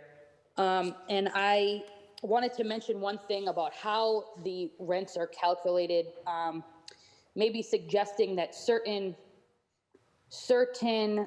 income or certain mandatory expenses not be included in determining your income. So family income or household income includes everything. And unfortunately, there's no allotment for, you know, let's say you had, legal bills that had to be paid. Let's say you had medical bills that needed to be paid or some sort of student loan situation. And unfortunately, there's no allotment for that. So I don't want to go over my time, but those were some of the major points that I wanted to bring up. Thank you very much. Thank you so much, Kate, for coming and sharing your experience as somebody who is a measly $3,000 away from that ledge. And very much on my way to having to pay 50% of my income on rent if I'm unable to keep my unit. I really much empathize and am committed to making sure that we're doing that work to meet the middle when it comes to the IDP policy. I am going to pass it on to our third panelist, Markeisha Moore, who is here with us in person. You have the floor. Hi. I have some points here, but then I also heard some things that I kind of wanted to respond to, so I'm going to try to get through these points and hope you understand them before I respond to some things. Go ahead. We talked a lot about AMIs and how they need to be lowered. I just wanted to point out that, do we have a slide up there that they can see? Thank you so much. I think that this panel is the one with the presentation, and I believe Carrie is putting it on the screen right now. Okay, so as you can see, now this is a slide that I we looked up in 2019. As you can see, these incomes that we have: Carlisle, Mass, Weston, Mass, Sudbury, Wellesley, Dover. These are like in Massachusetts, but not in Boston. And these are the wealthier neighborhoods in Boston. So at that time, the AMI in Dorchester was 48,500. The 70% leaves out the majority of Dorchester residents. I live in Dorchester, so I'm gonna say Dorchester a lot, but we know it's all across Boston. So when they're using those incomes to say that this is Boston's AMI and average area, they're leaving out a lot of residents. So changing how they calculate incomes in our neighborhoods can help a lot of people, help lower the AMI and help a lot of people stay in their housing. So that's one point I wanted to make. Like I said, I live in Dorchester. There's a project going up, Dorchester Bay City, which we've been part of an organization called Dorchester Not For Sale. And we've been fighting this project, which has been just a struggle, because it seemed like, the developer and the project manager were literally on the same side, and the BPDA is supposed to work for Boston and the betterment of Boston. So fighting a project that has 1,000, they're gonna be bringing in 1,970 housing units. And 15% of that, they're gonna make affordable at 60% AMI. This is right there in Dorchester, on public land. So, and they're gonna, 15% AMI is supposed to be their version of AFFH. And affirmatively furthering fair housing is not doing the basics. We all said that. And 15% would have been a little bit more if, if the IDP changes soon, it's gonna be nothing. And just the people that's gonna affect, we're not gonna be able to live in those housings. I went to meetings where people were like, why don't we just put money in a stash somewhere and build off site? Like in your mind, it's okay for, these meetings are so racist, in your mind, it's okay for you to suggest segregation. That's what that is. Let's build on site luxury housing for us, and then put some money in a pot somewhere so we can send those people we don't want here somewhere else. And this is happening right in Dorchester where I live. And so we already talked about 60% AMI is not affordable to most people in Dorchester. So I just wanted to make that point. Next slide. I wanted to talk about land values. So we let developers tell us, I don't know if the next slide is coming up yet. It's here, it's right in front of you, right here. Is this the one up? No, that was part of the last thing. It's just saying what they're building for in the air, this slide. So these are some buildings in Dorchester, Roxbury, close proximity. These are lands, pieces of land. Now we can see at 883 Blue Hill Ave, it's $57 per square foot. 40 Hallett Street, $60 per square foot. 105 Norwell Street, $42 per square foot. But then we get to 1205 Dorchester Ave, which is how Dot Not For Sale got started, fighting this project called Dot Block.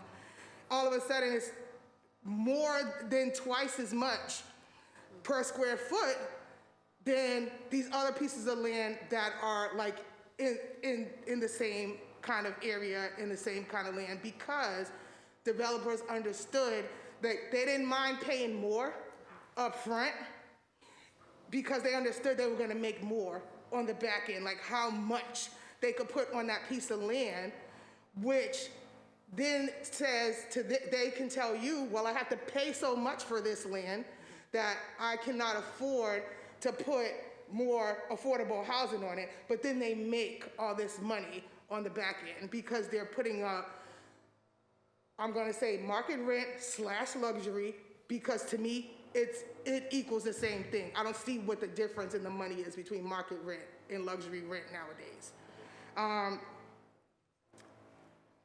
So those are the points that I wanted to make about that. But I just wanted to respond to a couple of things that I heard. One, we were talking about how many IDP units have been constructed since IDP started back in the early 2000s. 3,600 below market, deed restricted. So that's IDP on site and also home ownership. And then I think there was, I don't know if it was an extra 2,500 or 25, but now that's from 2000 till today. From 2011 till today, there's been 35,955 units, period, built. So just compare 35,955 to 3,600, and you can see the difference in market rate and luxury units being built and what what are supposed to be affordable units that are really not being built. Also, we had this thing that we cannot increase how much, IDP is hard to increase that because of construction and labor. But I just want to tie that back to how I say, like, land costs.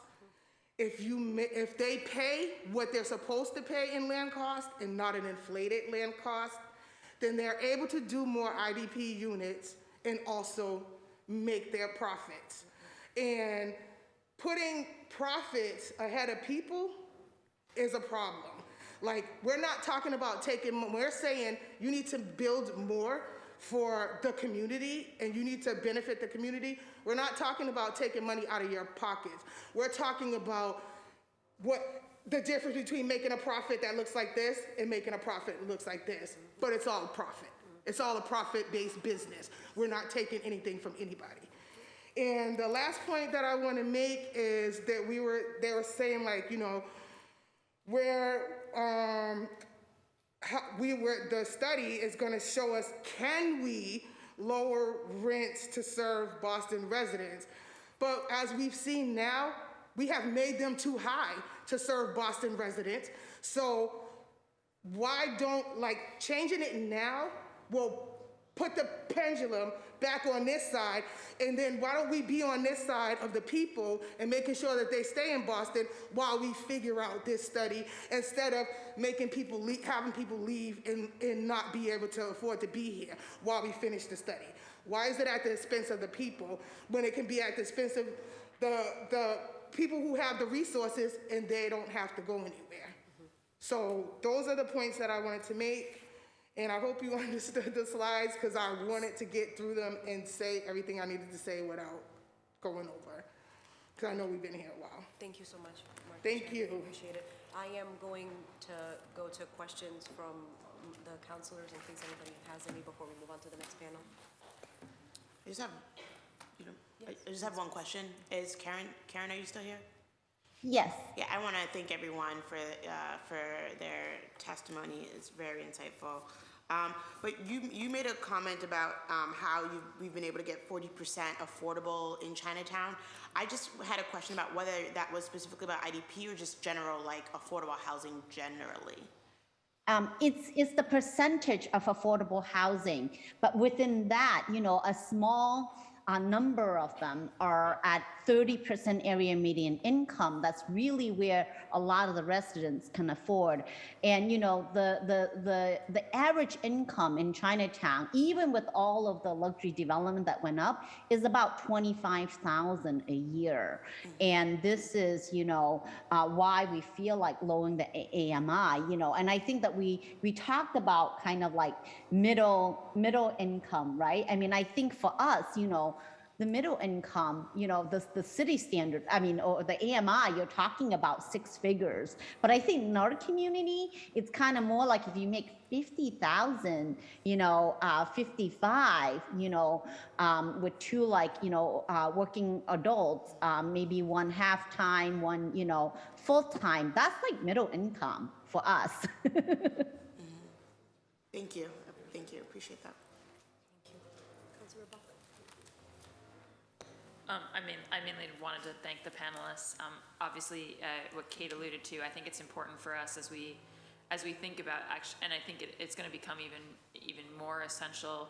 The more we lower the AMI threshold to get lower income folks into the IDP program, the more we're going to then counter these cliff effect challenges for folks if they have the opportunity to get. They start at a low income and then they get a job that brings them higher. And I just think, as was alluded to, the fact that the chasm is so big right now, I just think it's super important that we have this program. We don't have the amount of money in this program that undergirds the 30% rule with federal programs, right? And so it's really a challenge to figure out how the city can better support families in really staying in the city even when their circumstances change in the program. So I'm really grateful to Kate for coming and illustrating that, and I think it's something we want to dig in more from my office on, and then just really thank Markeisha and Karen for all the work and the work behind the work of the sort of brief presentation that you gave today. Really grateful for it all. And can I just, counselors, can I add that, one of the reasons why we feel like, we're fighting so hard for the standards to actually kind of do something for the lower, the most vulnerable, people in Boston is because when someone is taking out of their neighborhood, the cost's gonna come at us, but in different ways, When you take out of, your community, all the social support is gonna become a cost, to the government. So this is why it's so important, for these policies to actually, meet, needs of some of the residents. Thank you so much, Karen. I really appreciate you, and thank you to all of the panelists who came by to illustrate their experience and what they're hoping that the City Council and the Mayor's Office and the administration can do in between there. I think that Markeisha specifically outlined what's happening at with Dorchester Bay City. I think Councilor Braden has spoken very passionately about the development that's happening in Alston Brighton that's being led by Harvard. And so there are a lot of big things that are happening in the city. And so extending the same question that we extended to the administration is, what do we do between now and then? And it seems like there's a lot of opportunity for the City Council and the administration to intercede in projects that could have ultimately disproportionately impact people who are working class people who are looking for housing and displaced people in neighborhoods as well. So I really appreciate sharing that. We're gonna move on to the third panel. And the panelists for the third panel are Shamika Moreno from the Boston Tenant Coalition, Marvin Martin from Action for Equity, and Margaret Turner from the Greater Boston Legal Services. Are all the panelists here? I have, this is Shamika Moreno. Yeah. Marvin, welcome behind you. And do we have Margaret Turner from the Greater Boston Legal Services? She is on Zoom. Is Margaret here with us on Zoom? Yes. How you doing? So we're gonna get started. Do either of you have slides as well? We do. Okay, great, beautiful. Do you have slides together or separately? Separate. Great. So we are going to start, Carrie, with Shamika Moreno from the Boston Tenant Coalition. Can you bring their slides up to the screen, please? Thank you so much. Shamika, you have the floor. I just want to start by saying good morning. My name is Shamika Moreno. I am with Boston Tenant Coalition as a board member. I'm also with Parents Helping Parents out of Newton, and I'm also with CTAP. I just want to start with my personal story. I do live in the IDP unit. I am a full-time college student and a full-time employee and a mom of 5. And I heard one of the counselors, I think the admin, speak about having to turn down promotions because you don't want to use your unit. So that's something I fear, because I've faced housing discrepancies twice. Once in Quincy, and when I wanted to move back to the city, I'm a native of. I grew up in Boston. So as to the slides, we believe the city should change the AMI levels now, not wait for the study. And I want to piggyback off what Markeisha said. You know, it benefits us now to have that versus later, because I'm at risk of having to move out of Boston should I make more than $80,000 a year. I'm going to have to move. But if they're looking at my net versus my gross versus my net, I have 5 children, 2 are in college and 3 younger ones. I have to pay for childcare. So it's like, do I keep my unit or do I move out of Boston and then have to commute back for my children who go to Children's Hospital, who are used to being in their community and be able to get on a bus and go there? Transportation, those things all come into play. As far as the slides go, if 33 were set aside, that would be affordable for us. Rental units currently average about 40% AMI, and they range between 30 and 70% AMI. Most of the IDP units in my area, I live in Dorchester now, they're over 70. They're actually at 80% of your income. Ownership, even the lotteries, they sometimes max over 100% to 150%. So if you want to get one of those housing lotteries and you do actually get it and your income goes a little bit over, like you said, that measly $3,000, now you can't afford that unit and you're uprooted again and you have to move. And that's middle class and lower class, the lowest class. So now we're both in that bracket. It used to be separate, but really it's one bracket now. It's either you're rich or you're poor. There's no in between anymore. Lowering the thresholds from 10 units would be something we would want now. We wouldn't want to wait for that. We believe the city should change the threshold to 5 units and not wait until the study's done. 80% of IDP units are either 2, 3, and 4 bedrooms. Permanent affordability. We need that. I personally have 6 of us, and we're in a 3-bedroom because that's all I can afford. So with that being said, next slide, please. We wanted to address that the IDP must meet the community need, include more 2 and 3 and 4 bedrooms. Boston is a melting pot of families. It's not individuals. Even the elderly are doubling up in apartments with sisters, brothers, whatever have you. Grandparents raising grandchildren. Those are families. It's still a family no matter how you look at it. 63% of the IDP units have been studios or 1-bedrooms. That's not including people that need housing right now. It's mostly families. 66% of the moderate income are rent-burdened households, and their AMIs go between 31 and 60%. I mean, in Roxbury, the highest income right there right now to me is like 40,000, if that, if not 35. And that's with 2 people working in the household. And most of the families are single mothers or grandparents raising grandchildren. They have 2 or more people. 48% of low income are rent-burdened households, 0 to 30% AMI, have 2 or more people. That being said, I just feel like the city is not the city I grew up in. You know, having to work 2 and 3 jobs just to keep yourself housed and not even be able to meet food insecurities, having to go to food pantries. Those are things that you shouldn't have to juggle, whether I'm going to eat or whether I'm going to house my children, whether we're going to have transportation or we're going to have to walk 3 to 4 miles to school. That's not something you should have to worry about. That's just your rights as a human being. So, you know, that's what I wanted to say. Thank you so much, Markeisha. I appreciate it. Welcome. Marvin, you have the floor. Sure. Do you also have slides for your presentation? Yeah, just one slide. Okay. I think. Carrie, do you mind putting Marvin's slides on the screen? Thank you so much. I want to thank you, Chair Laura, and your colleagues, Council Bach and Lejeune, for convening this hearing. I don't want to be redundant because my colleagues have captured much of the things that I was going to say. And the fact is, the questions that the 3 of you proposed to the administration, it tells me I would just be preaching to the choir anyway. So, but I just want to reiterate a few points. the slide is really not that important at this point, but since it is up there, I just want to draw attention to the data for the Fairmount corridor, where Action for Equity does a lot of its work. And this is data from, I think, 2 years ago.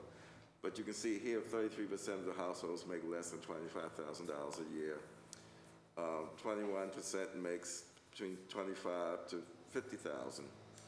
And you can see the number of households at risk of displacement. And preliminary data that our friend up there suggested to us that that number of households at risk probably has increased. And so, we have asked for a special protection zone because based on our own data, in addition to that, the cities is that we think to make 41% the number for the Fairmount corridor for the AMI would be sufficient for the folks who are there now. And at some point, hopefully, the City Council will have a hearing on the special protection zone, right, Council Bach?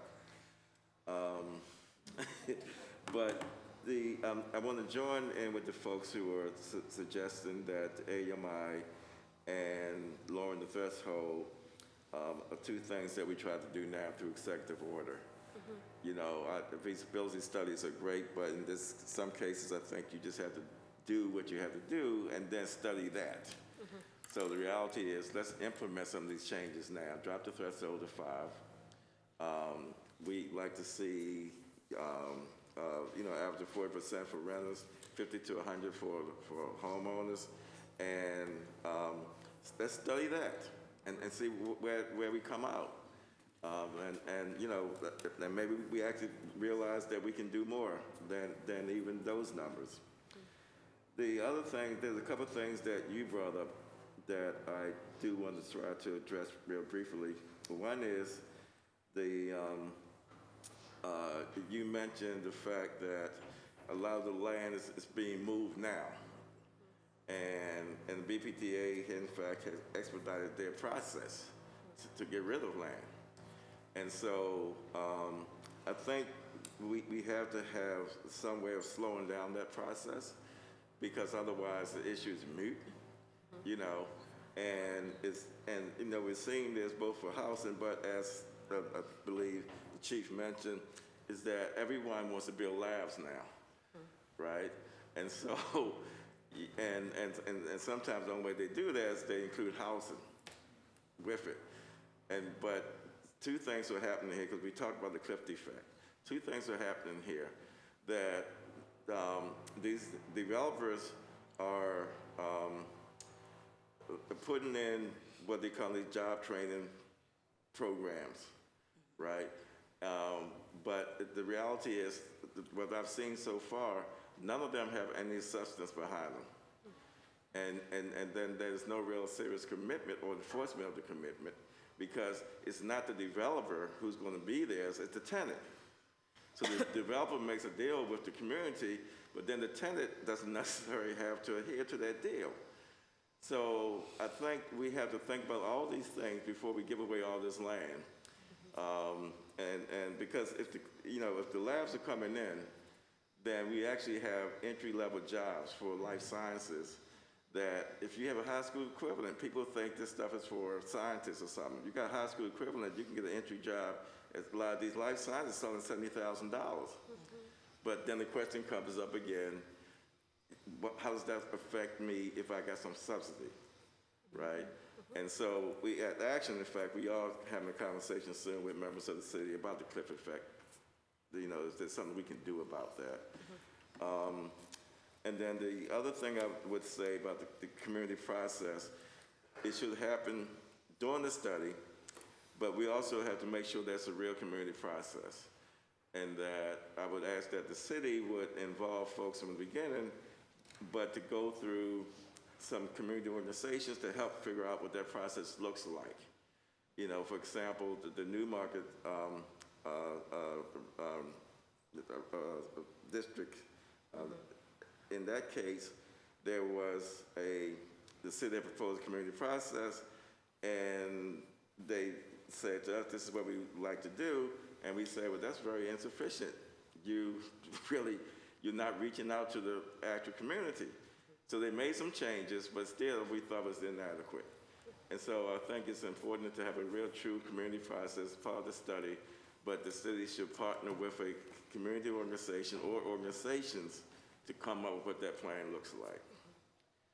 And I believe those are my points. Thank you. Thank you so much, Marvin. I really appreciate it.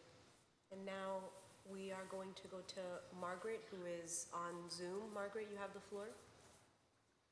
Thank you very much, and thank you so much for the opportunity to speak today. I'm a housing attorney at Greater Boston Legal Services, and I'm testifying on behalf of our client groups, the Boston Tenant Coalition and the Coalition for Truly Affordable Boston. And I wanted to talk about the role of the city's duty to affirmatively further fair housing in this whole process. As we know, the duty to affirmatively further fair housing was part of the original 1968 Fair Housing Act. And since the 1970s, the city has certified every year that it is affirmatively furthering fair housing as required by federal law. We are thrilled, very thrilled that there's now, thanks to Councillor Bach and Councillor Edwards' leadership, as well as other councillors, an affirmatively furthering requirement in the zoning code. We're thrilled that Mayor Wu has accepted the City of Boston Assessment of Fair Housing that was developed between the city and a community advisory committee, and signed an executive order to implement the Assessment of Fair Housing that will be overseen by Executive Director Anuha. And we're also thrilled that in the legislative authority for inclusionary development, there is an explicit and critical part of the inclusionary development program that says that the city shall consider the city's goal of maintaining racial and economic diversity in the city and affirmatively furthering fair housing for members of protected classes and the larger community in developing the inclusionary development program. As we all know, Boston is a city that has a legacy of discrimination and segregation by race, and much of that still exists. There is a huge disparity in income in Boston between white households and households of color. There are huge disparities in home ownership rates and rent burdens between white households and households of color. The average rents in Boston are vastly beyond the incomes of the great majority of households of color. And households of color are 4 to 6 times as likely to live in areas of concentrated poverty in Boston as are white households. I have a slide, I'm not sure if it's possible to show, but just indicating that there is a huge difference in housing security between white neighborhoods and neighborhoods of color. There was a 2020 evictions in Boston study showing that if you live in Roxbury, the eviction rate is 10 times greater than if you live in Beacon Hill. And the eviction rate is just one component showing housing instability. But imagine in the neighborhoods of color that there's a 10 times greater housing instability factor as there are in predominantly white neighborhoods. So there's huge indications that we are not right now implementing fair housing, and that in fact there's a lot of components of our housing system that is the opposite of fair housing. And not surprisingly, 2020 census data shows that there's an ongoing drop in the number and percentage of Black households and individuals in Boston. This is a huge loss to Boston, that the proportion of Black households is moving out of Boston to access more affordable housing in farther away cities like Brockton. and maybe still has a job in Boston and has to commute, but there's been, a huge loss. Why is that happening?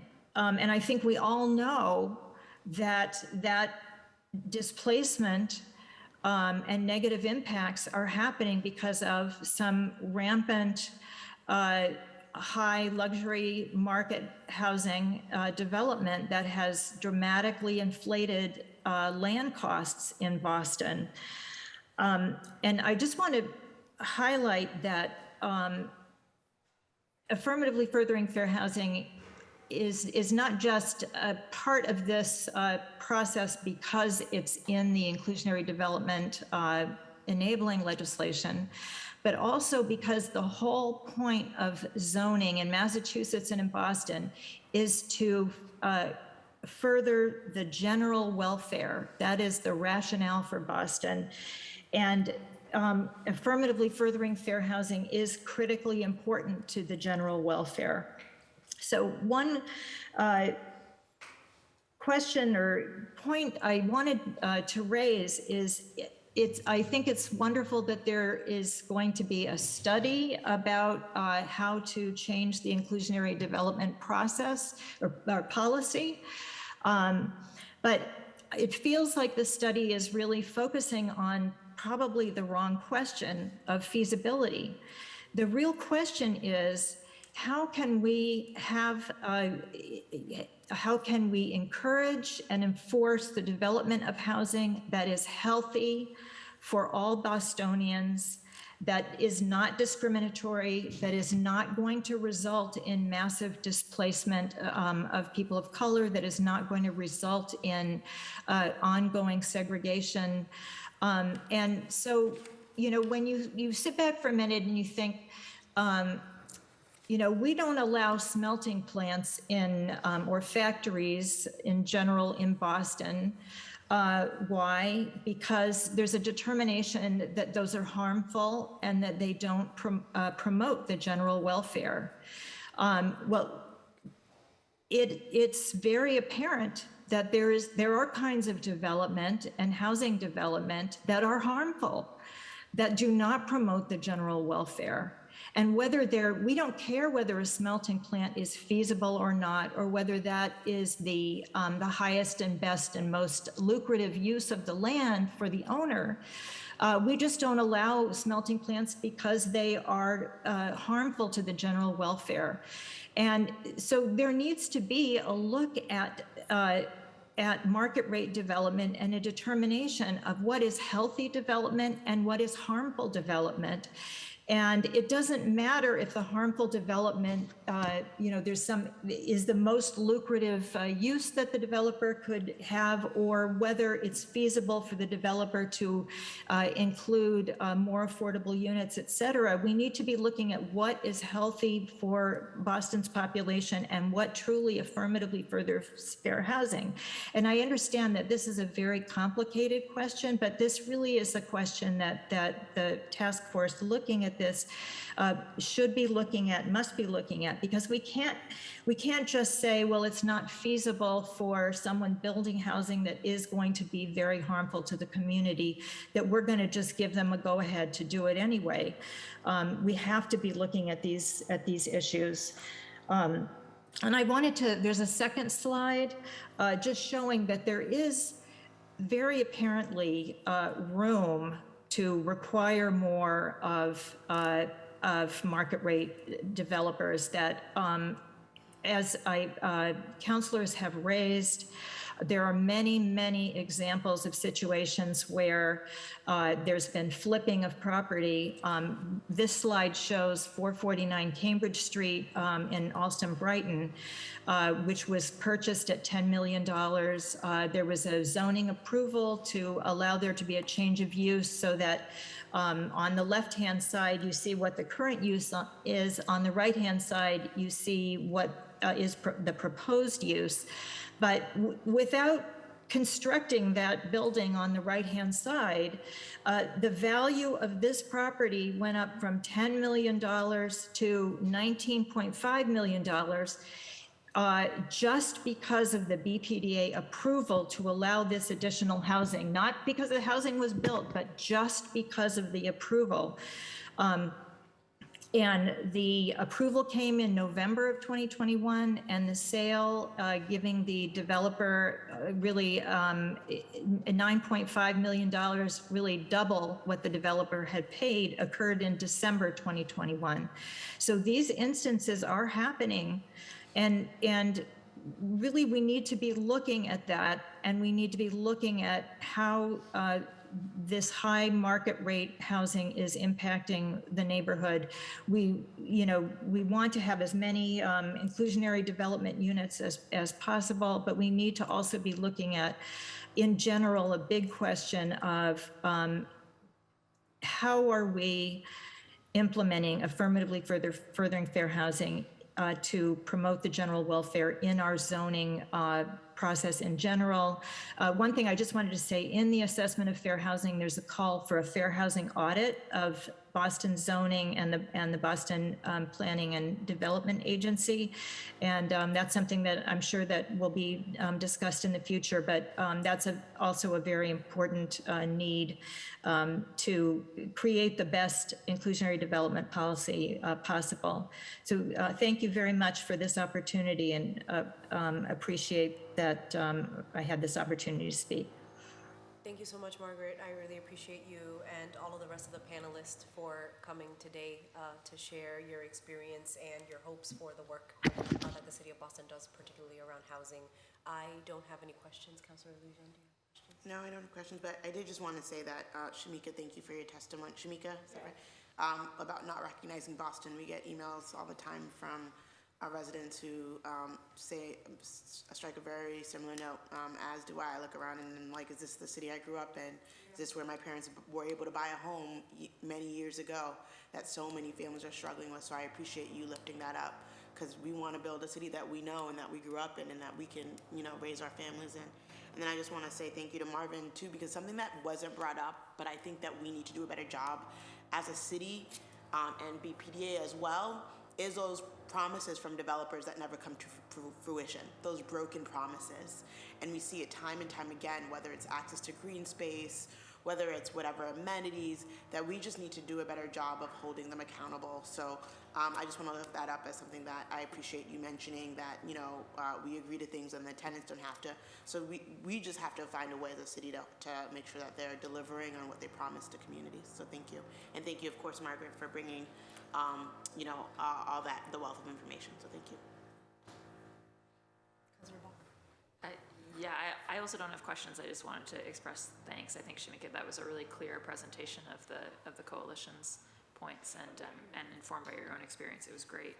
And Marvin, I feel like Action for Equity is sort of like the OG group on some of this stuff, like focusing on, I think now the whole city's talking about displacement and also talking about, hey, how do we anchor it, and add assets to our community without having that be what pushes folks out, and thinking about transportation and housing equity and how they interact. And I just feel like kind of the whole city conversation is kind of catching up to where you and your group has been for a long time now. So really, really grateful for all of that work and leading the way. And I know that the frustration is that we haven't been able to anchor more affordability and other things along the Fairmont corridor. But yeah, I just really appreciate you and the whole group's work, and it was very eye-opening for me when I first learned about it.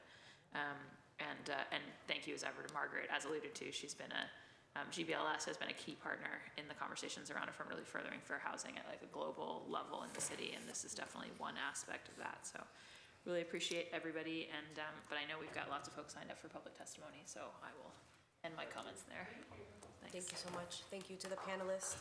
So we are going to take, round of applause. Thank you.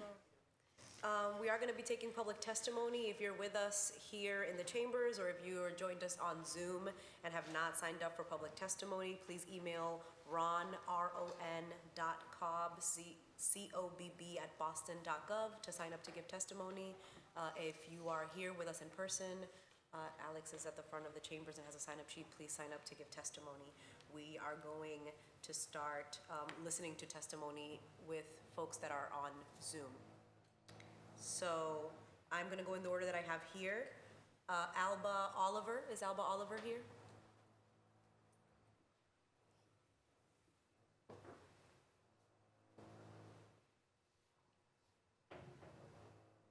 Danielle Summer?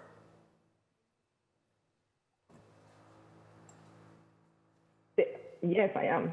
This is Alba. Oh, Alba's here. Alba, you have the floor. You have 2 minutes. Okay. Thank you so much, Chair Indra, the Committee on Housing and Community Development and Boston City Council. My name is Alba Oliver. I'm a resident of Boston and Advocacy and Engagement Coordinator at Economic Mobility Pathways, EMPATH. EMPATH is a poverty disrupting organization that transforms lives by helping people move out of poverty and provides the tools to help other organizations and institutions to do the same. We provide emergency shelter and transitional housing as well as economic mobility mentoring and support services to approximately 1,400 people annually. I'm testifying in support of truly affordable standards for the IDP. Please urge Mayor Wu to change the IDP now, even before a new study is complete. We need the IDP to reach lower incomes and apply to smaller projects now. We need to deepen affordability and for 33% of units to be affordable, not just 13 or 20% EMPATH. We believe that it is critical for us to house families. We believe that shelter should be a last resort, and what families need most is the safe and affordable housing. We also know Black and brown families are disproportionately impacted by housing instability and homelessness. While Black families make up 12% of the general population, they account for 39% of all people experiencing homelessness in 2020. People who identify as Hispanic or Latino make up 60% of the general population and accounted for 23% of all people experiencing homelessness. We must acknowledge the deeply rooted racism in our housing system and work to provide equitable access and support to truly affordable housing by improving the IDP. Families have shared time and time again how affordable housing was a critical piece to their success story. One family who entered shelter after fleeing her abuser has since obtained an affordable housing unit said, "Since getting my own apartment, I graduated nursing school, got married, and watched my daughter grow academically, spiritually, and athletically. Personally, I am at 60% of the area median income AMI. I'm still a Section 8 voucher holder, but will soon pay market rent, and I could not afford a unit set for people making 70% of AMI in Boston. There are many other issues affecting Black and brown communities and immigrants, such as criminal offender record information query, immigration status, bad credit, and eviction under records. These are the type of obstacles that families we work with face when looking for a stable home for them and their children. IDP unit rents are set for people making 70% of the AMI, which is $60,000 for an individual and $85,000 for a family of 4. The current IDP attracts certain classes, certain races, and certain incomes, and disproportionately exclude communities of color from accessing affordable housing. Even with a Section 8 voucher, a lot of single Black and brown and immigrant mothers still are not able to access these affordable units due to these obstacles. We need to include the most marginalized by deepening the affordability of units. Rental units should be affordable at as low as 30% of AMI, up to 70% AMI. We also must increase the number of affordable units available from 13% to 33%. If we don't make this change along with others, Black and brown communities, BIPOC communities will further displaced. What our communities need is truly affordable Boston. We need 33% of new units to be affordable, and we need to deepen the affordability of units. It will benefit families that we serve who are working towards economic mobility, which will in turn benefit the community at large. Economic mobility is impossible to achieve without safe and affordable housing. Another family share, housing stability leads to stability in all areas of your life. It creates pathways for upward mobility. When our families do better, our communities improve. As a city, we must be proactive in preventing homelessness, help those who need access to affordable housing, and make sure those are housed stay housed. I ask you to urge Mayor Wu to change the IDP now. Thank you for your time. Thank you so much, Alba, for your testimony. We're going to move on to the next folks. I just want to give a reminder to the people who are testifying, both on Zoom and here in the chamber, that One, we are providing Spanish language interpretation, so although you only have 2 minutes, I, one, ask that you stay within your 2 minutes so that we can get to everybody, but also that you speak clearly for the interpreter so that what you're saying can be translated to folks who are listening in. The next person is Daniel Summer, and then we're going to go with Tyne Weston and Dufert Florissant after. Danielle Summer, you have the floor. All right. Can you hear me, I hope? Yes. Great. Thank you for listening to my words, and thank you for holding this hearing.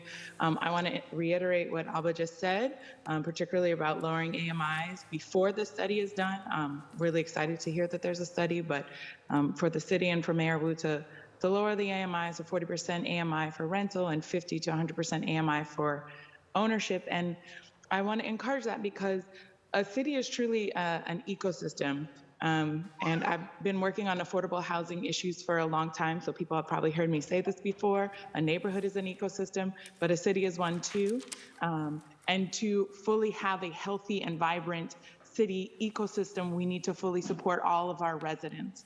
That means that we can't have housing that the people who do your x-rays, the people who clean the schools that your children go to, the nurses, the postal workers that all really underpin and support our communities, they also need places to live that are affordable. Housing stability is clearly linked to better outcomes for both individuals in terms of health, life expectancy, as well as communities. There have been studies that show that long-term residency, and it isn't required to have ownership, just the ability to have housing stability in these ways can lower crime rates. You see results with residents having a lot of long-term investment in their neighborhoods and a wealth of benefits that come out of that. So lowering AMI will allow for the support of these individuals and communities. And quite simply, that's just what makes sense for Boston as we think going forward. And in particular, as Alba again pointed out, like this is adversely and more dramatically impacting BIPOC communities. And as such, as a city that is deeply committed to our diversity and the benefits that truly brings to us, we need to do what's right and honor all of our communities. Thank you. Thank you so much, Danielle, for your testimony and for keeping on your 2 minutes. The next person that we have is Dufert Florissant, and then followed by Eleanor Guilford. Well, thank you so much. I hope that you can hear me clearly on the Zoom. Thank you, Madam Chair, and thank you, Councilor Louis-Jean, for allowing me to bring my testimony on behalf of Equity Now and Beyond. Equity Now and Beyond is an immigrant health equity cohort that is led by grassroots immigrant groups, Trident Center, Haitian American United Incorporated, Brazilian Women's Group, African Community Economic Development of New England, and Agencia Alpha, that is coordinated by Center to Support Immigrant Organizing. I'm here to submit testimony to encourage the City Council and Mayor to adopt a stronger inclusionary development policy that better meets the needs of Boston Black and Brown immigrant communities. While Equity Now and Beyond brings our communities together to address the COVID crisis now, we are build greater health equity beyond COVID. Each of our grassroots community group is led by and served and organized by immigrant constituents in their native language and context. ENB now has the SIG involved. We involve closely in health equity, but also we also concerned with housing. And the lack of affordable housing creates a big problem for our community. In part, because of our community, members are forced to live double and triple up in apartments to afford Boston outlandish rent.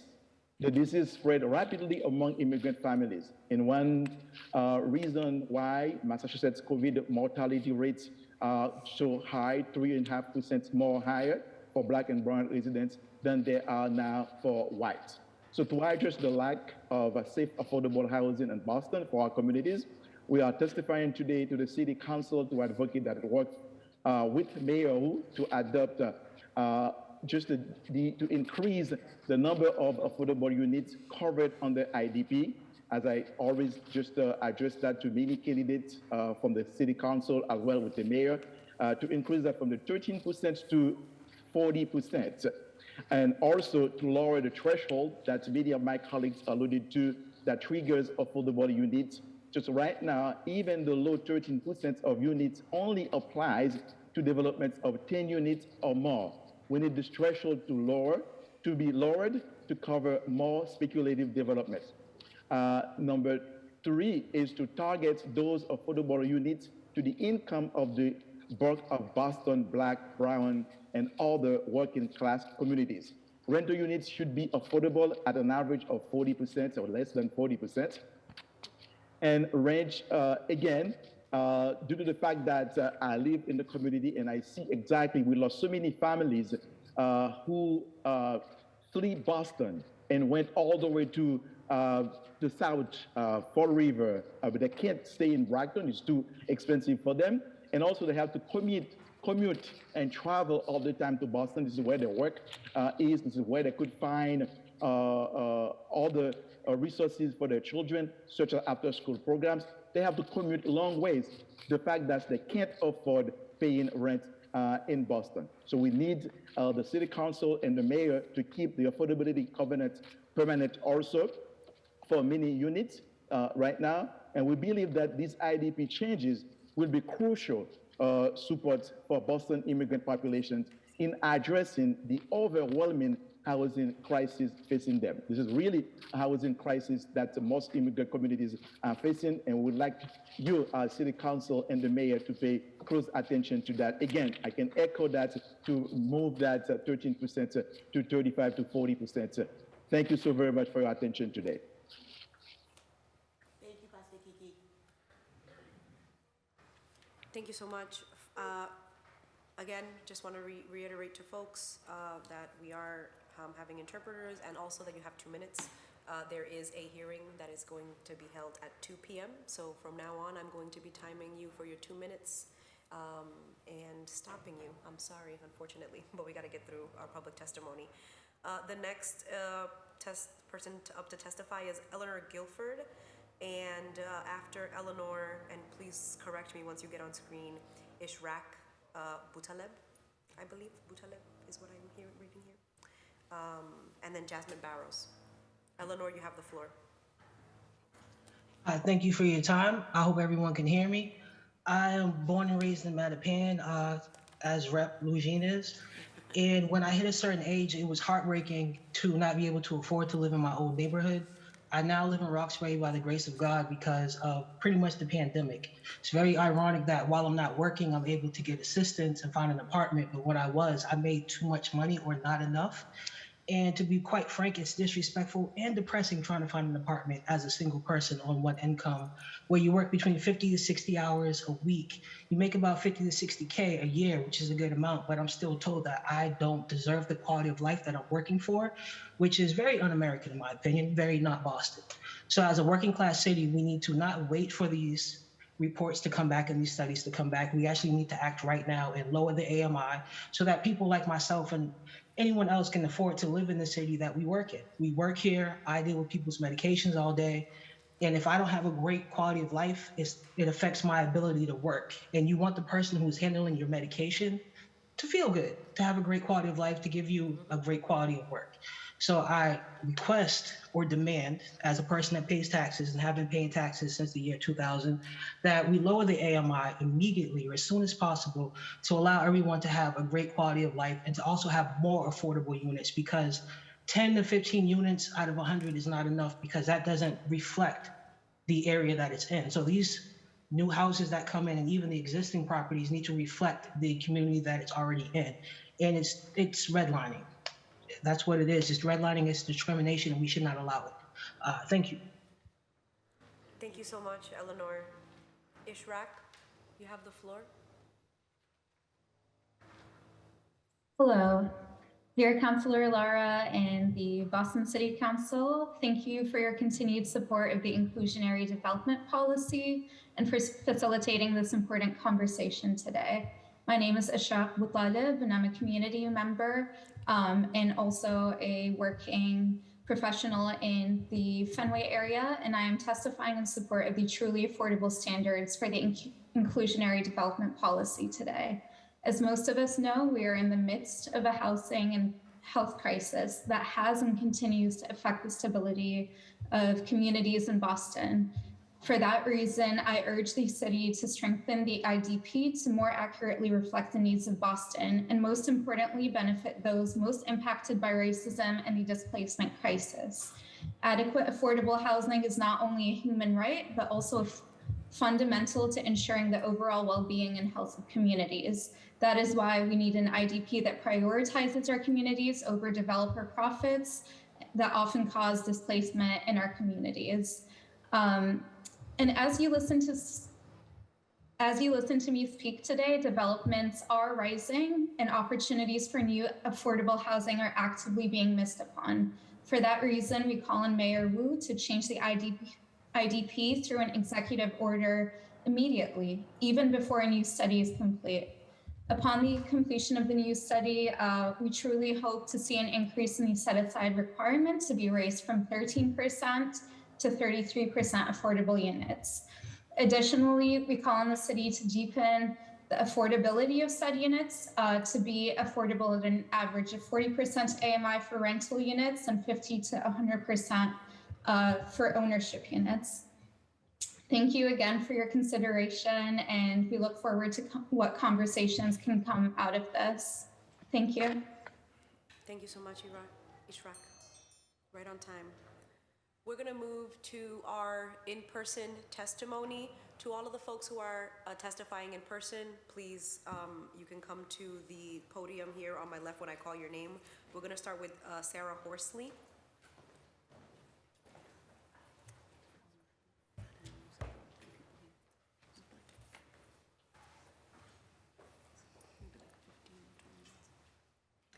Sarah, you have the floor.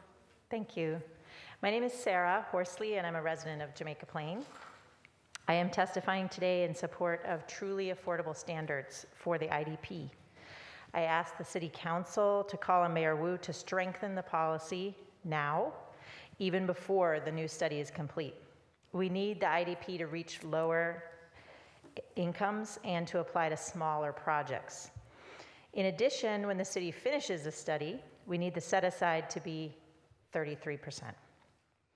I grew up in JP in the 70s and 80s. In the last 4 decades, I have seen many people, especially Black and Latinx neighbors, pushed out because of rising rents. One of the causes of displacement is that the IDP doesn't help people most at risk. For example, right now, IDP rents are set for people making 70% of the AMI. That is more than most residents in Black and brown communities make.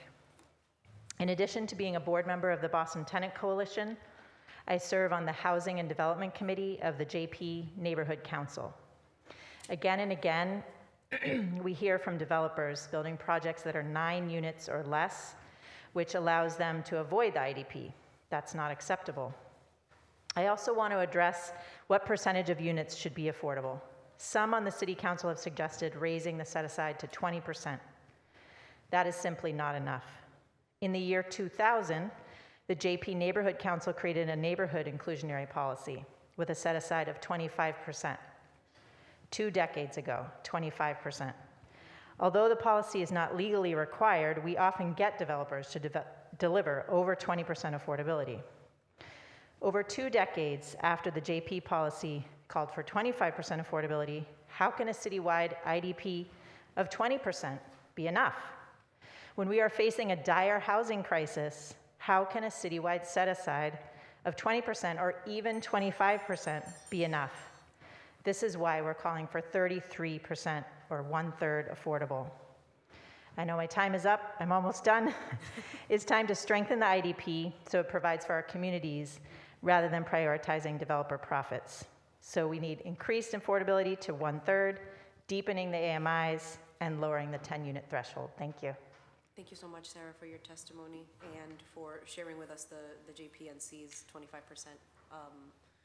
I think we are going to be moving into this new study, and we need to consider all of the places in the city where developers have been able to do more than 20% in terms of affordability. My building where I live is 25% because the neighborhood council and JP sued the developer.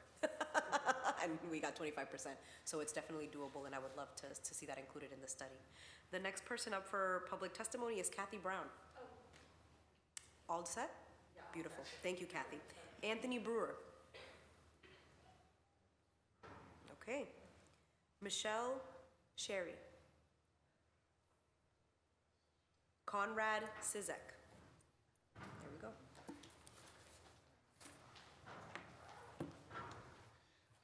Yes, so good afternoon. My name's Conrad Cizek. I'm a resident of the East Fenway, member of Mass Alliance on Tenants, and also Fenway CDC, and a resident of an expired affordable housing complex. I'm here today to request that the City Council and the Mayor enhance the current IDP policy. While the current policy has helped, much more is needed. As you all know, that there's a severe crisis with affordable housing in the city. Would like to see the number of units percentage raised up to 33%, and also increase a lower amount to assist a greater number of units for the lower income as well as the moderate income families and individuals who are in need of housing. It's definitely an issue that needs to be addressed, as I have witnessed much displacement of persons from the city of Boston over the years I've lived in the city.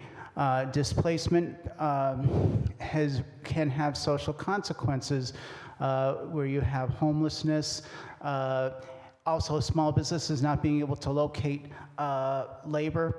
And one thing that was important is that I would like to say is that living in the city is not a luxury as some people claim it to be. It's a vast necessity. You need to have your teachers, your government employees, retail workers, hospitality workers, and healthcare workers within a close proximity to their employment in order to provide essential services to the city to keep the city functioning.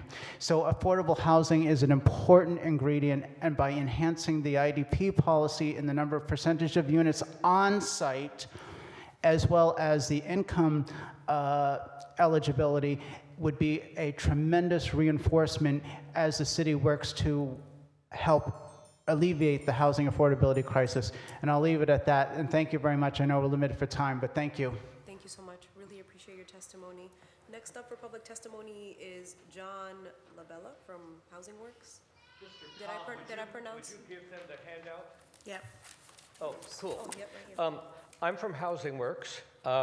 We work with 70,000 families who look for housing through our website, and we run a centralized list for low-income landlords. So we have data on people from the moment they start to positive or negative outcomes years later. And I'm pushing that we increase the IDP percentages to at least the 33%. Secondly, that we tie in the new Boston rental subsidy program to that. And then one other little tweak. I'm going to go through just two of these charts real quick with y'all. If you look at the first three at the top, this is who's using Housing Works to search. The blue is 30%, the yellow is 50%, and the red is 60%. You can see that in the second picture, due to the pandemic, the 60% population literally disappeared from Boston. Well, this is an unduplicated count across all of the housing that we run the wait list for. And that's continued to be true this year. Actually, those people moved down into the 30% category, and that means there's more people competing for the 30% and 50% units. It also means that the landlords I work with have months and months of empty 60% units, which they cannot fill. That's affecting their budgets, so they then creates an inequity in the way they fill the units. They're supposed to, for instance, mail everyone once a year to ask them to update their information.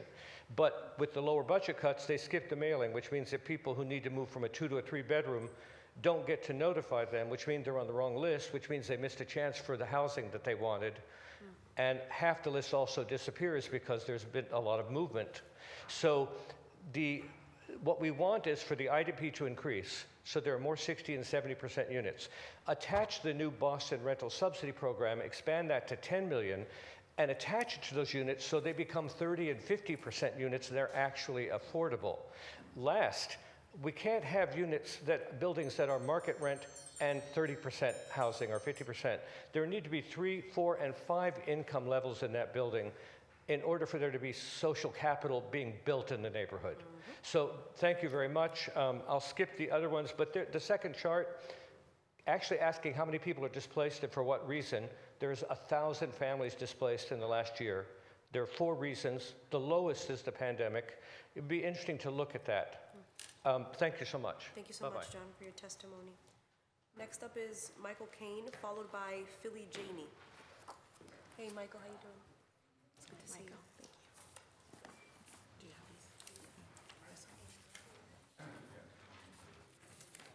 All right, Michael, I'm starting your time. Thank you, Councilor, for your patience. I'm Michael Kane from the Mass Alliance of HUD Tenants. We're a citywide and statewide coalition of tenant groups in privately owned subsidized housing, low-income tenants. We've been fighting to get additional subsidies like the city rent subsidy program that we were instrumental in getting Walsh to start 2 years ago. We anchor the City Rent Subsidy Coalition, and we're a member and supporter of the CTAB Coalition. So I don't want to repeat what a lot of people have said. I just want to show the chart first. We looked at the number of super luxury high-rise units built in the last 8 years in Boston. It's 13,000. That's condos over $1 million, rentals at $4,000 for a 2-bedroom. And the list of them is on the back. At the same time, 700 units were built for extremely low-income people, which is the majority of people that need housing, as you've heard. So there's something wrong with that picture. So some recommendations. First, we really want to support Councilor Bach's point about targeting small area FMR BHA vouchers to the IDP buildings. They can actually cover the market rent and achieve the kind of tiering that John just mentioned. So that's one thing. Secondly, the city rent subsidy can lower the IDP units rents to people at 30 to 50% or even lower of the median income by targeting those subsidies to the IDP units. If the mayor has proposed $7.5 million, we hope the council will add to that in the budget process to make it $10 million. $10 million would be enough for 1,000 permanent, extremely low-income units in the IDP units. You could lower the IDP units set aside for even lower-income people by using that city resource. A couple of other points. The mayor's home rule petition to increase low-income rent subsidies and the money for the Housing Trust Fund. If about half of that were used for the low-income rent subsidy, you're talking 4,000 and 5,000 units subsidized from the regular city budget. Washington, D.C. spends about $45 million a year for several thousand units of low-income rent subsidies like Section 8 at the city level. If they can do it, why can't we? And the last point is, and there should be no off-site units. I mean, what's the point of, we're rebuilding a segregated city. Look at the Seaport. Look at the South End. Every neighborhood, they're building these high-rise luxury apartments that are not available for people in the city, even working-class white people, let alone people of color. How many low-income people of color live in the Seaport? That was a crime that happened over the last 20 years. It was a crime. So we don't want to repeat that crime. So if New York can make sure that all IDP units are in the buildings, so should we. And finally, Markeisha mentioned showed the inflationary increases in values in Dorchester. There should be a recapture agreement attached to any new development, which is a commonplace in Latin America, Canada, and Europe. It's very rare in the United States, but it should be done so that if there's a speculative gain, the city gets a portion of that, gets it paid back. So that should be a requirement for any kind of city approval, especially if it's public land. So those are just a few suggestions. There's some others, but the IDP policy, you don't have to wait for the new policy. You can negotiate those subsidies to lower the rents now as the projects go forward. Thank you. Thank you so much, Michael. Next up is Philly Janey, followed by,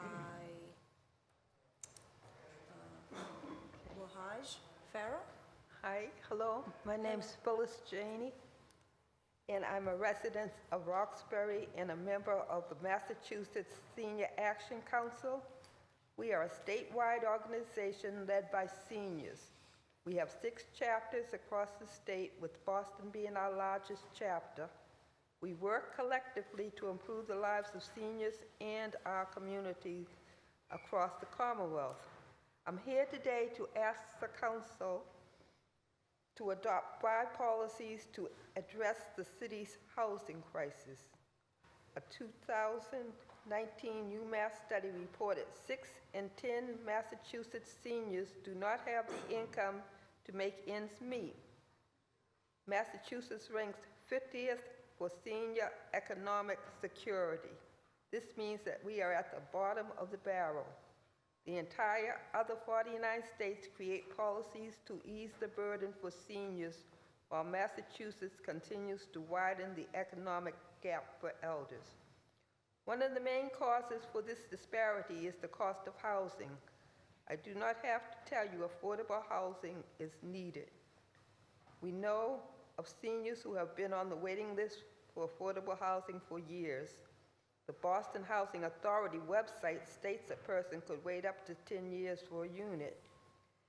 Mass Senior Action joins the coalition for a truly affordable Boston, acknowledging the current requirements of 13% of the units to be affordable is way too low, even the scale of the housing and displacement crisis.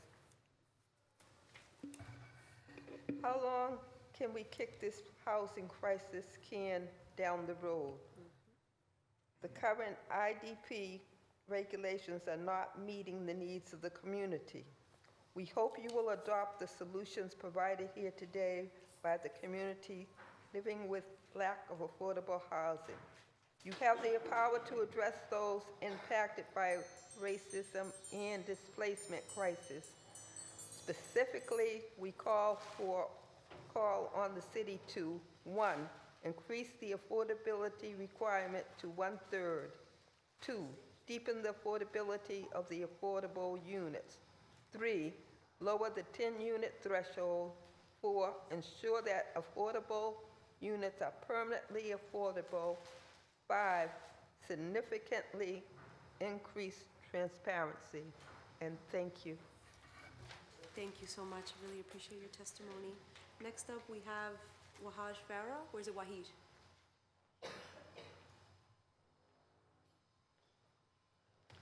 Good afternoon.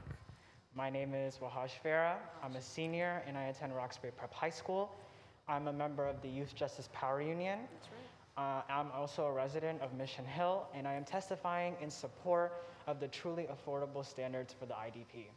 Please call on Mayor Wu to change the IDP now, even before a new study is complete. We need the IDP to reach lower incomes and apply to smaller projects now. And when the city finishes studying the IDP, we need 33% affordable, not just 13 or 20%. Affordable housing is important during this time because more than ever, with increased rent, communities that were once thriving with culture and diversity are being pushed out from the city. For example, my community in Mission Hill has seen a lot of development of luxury homes, and as a result, many families whose rent increased and were forced to move further and further away from the city. Also, many small businesses were also not supported with these increased developments, and because of high rent, they were no longer able to have a business and eventually were shut down. As a city, it is our duty to protect Bostonians from displacement. We must make housing equitable and give residents the right to have affordable housing. Housing is a human right. Thank you so much. Thank you so much, Wahaj. Next up for testimony is Khalil Howell, followed by Elsa Abib. Hello, and thank you for having me. My name is Khalil. I'm an artist, a local artist from Boston, from Dorchester, and I'm part of the Youth Justice and Power Union. I'm testifying in support of truly affordable standards for the IDP. urging to please call on Mayor Wu to change the IDP now, even before a new study is complete. We need the IDP to reach lower incomes and apply to smaller projects now. And when the city finishes studying the IDP, we need 33% affordable, not just 13 or 20%. Affordable housing is important because these are people's lives that we're playing with. We have a homeless problem in Boston and we're not making things truly affordable. There's no reason why developers should be able to build apartments with none of the units being affordable. We urge the city to strengthen the IDP to benefit the most impacted by racism and the displacement crisis. Specifically, we call on the city to adopt truly affordable standards. The standards that I want to highlight are to increase the affordability requirement to 1/3. The city has to increase the percentage so that 33% of the units are affordable. And then 2, to deepen the affordability of the affordable units. Rental units should be affordable at an average of 40% AMI within a range of 30% to 70% AMI. Ownership units should be affordable at a range of 50% to 100% AMI. Thank you. Thank you so much for your testimony. Oh, right on time. All right, Elsa? Elsa, can you pronounce your last name for me? Abeba. Habeba? Abeba. Abeba. Beautiful. Elsa Abeba. Thank you. You have the floor. All right. Good afternoon, all. My name is Elsa Abeba, and I'm a resident of Roxbury and a current senior at Roxbury Prep High School. I am also with Youth Justice Power Union. I am testifying in support of truly affordable standards for the IDP. Please call on Mayor Wu to change the IDP now, even before new studies complete. We need the IDP to reach lower incomes and apply to smaller projects now. And when the city finishes studying the IDP, we need 33% affordable housing, not just 13 or 20%. When it comes to affordable housing, it's important because people need to have the necessity of having a roof over their head. Without one, how else are we supposed to provide food, shelter, water, etc., and do the daily things that we need to do in our daily lives? Boston has had a continuous issue of gentrifying primarily POC or people of colors areas in Roxbury and other opening their arms towards white counterparts.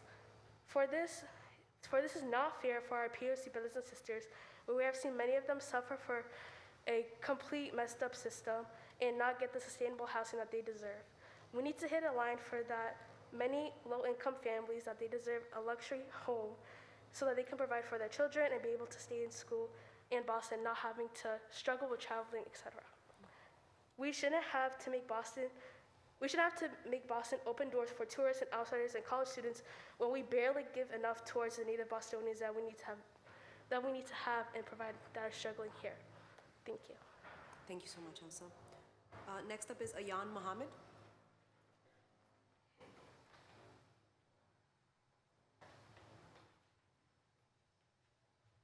Hello, my name is Ayan Mohammed, and I'm a senior at Boston Land Academy, and I'm also with the Justice and Power Union. I live in the Roxbury neighborhood, and I'm testifying in support of truly affordable standards for the IDP. Please call on Mayor Wu to change the IDP now, even before a new study is complete. We need the IDP to reach lower income communities and apply to smaller projects now. And when the city finishes studying the IDP, we need 33% affordable, not just 13 or 20%. Over the years, Roxbury has been falling victim to gentrification. I've lived in Roxbury the past 12 years of my life, and I've quite literally watched the neighborhood change drastically. As Margaret Turner was mentioning earlier, Boston has a long history of segregation and has such wide discrepancies in household income based on race, and the city of Boston is consistently using those discrepancies to disproportionately harm and push out Black and brown residents. A new apartment complex building arises every couple of months, is taking away a piece of my neighborhood every single time. Like the demolishing of the Roxbury Love Mural, which was a very memorable and important part of culture in the Roxbury neighborhood, but was destroyed to build new housing. Boston doesn't need new luxury housing. It needs to extend affordable housing to include its already residents. Roxbury is the heart of Black culture in Boston, and within Boston, and now its community and its people are being stripped away bit by bit.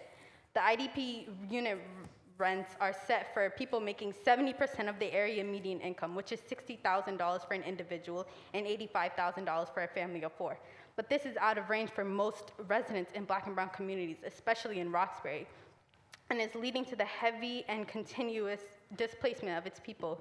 The current IDP is 13%. Some city councilors want it to be 20%, but that is not enough. We need 33% of units to be affordable. Stop forcing Boston residents out of this city. Thank you so much, Ayan. And last but not least, we have George Lee.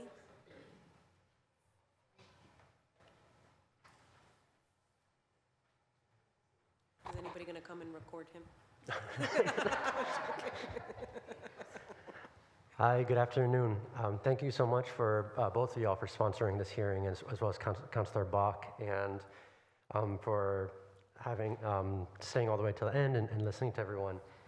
I just want to really emphasize, as folks have before me, the need to change the IDP now, as well as make the study strong, but also especially to address this myth and the status quo of focusing on higher incomes.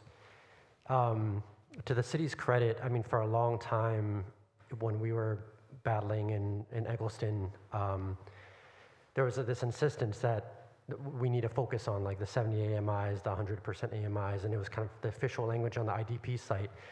But as folks have mentioned, that doesn't reach what most communities of color make in Boston. Black, Latinx, and Asian households all make, on average, less than 50% AMI, or sometimes even 40 and 30 in Boston.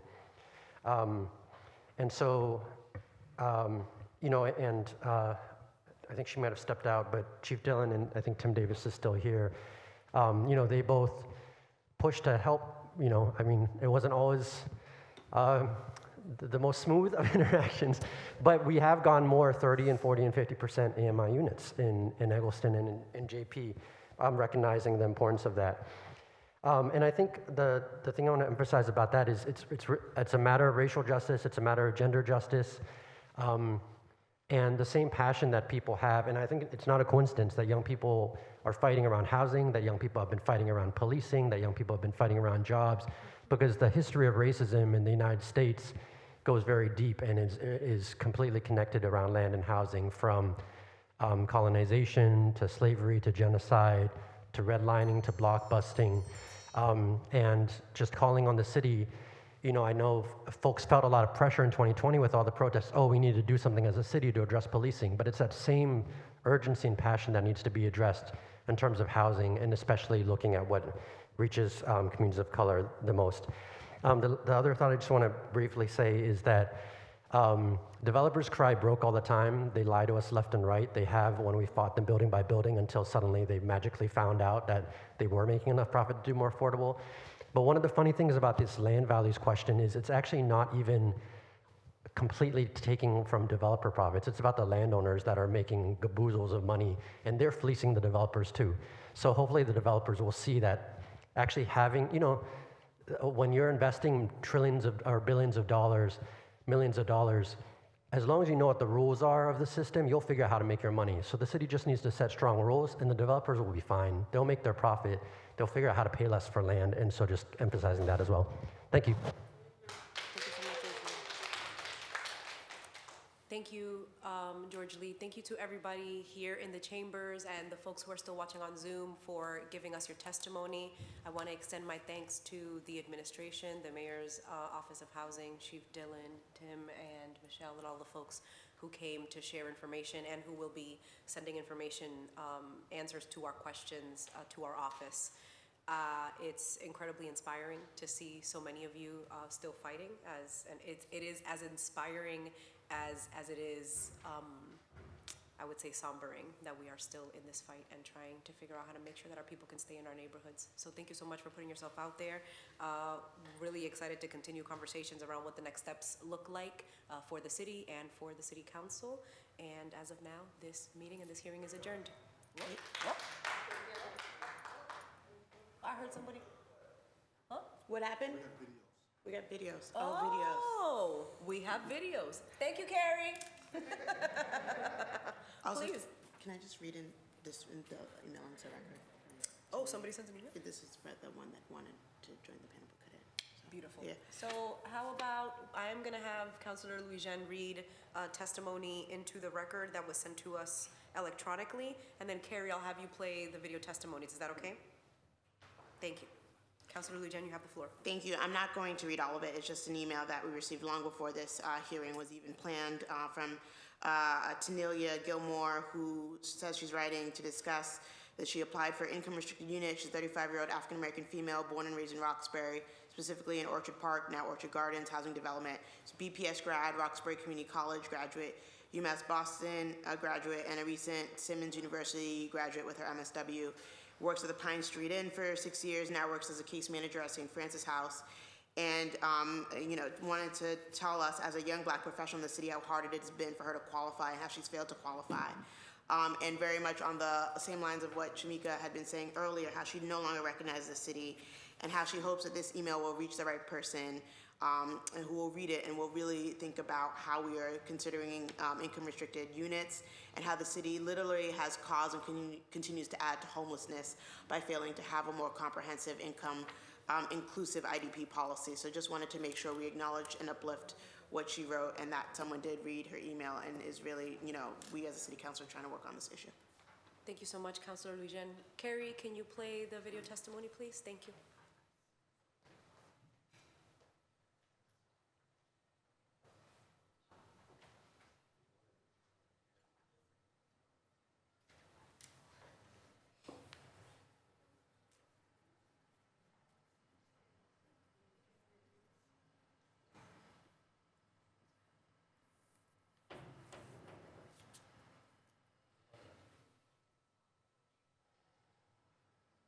No, we cannot see or hear.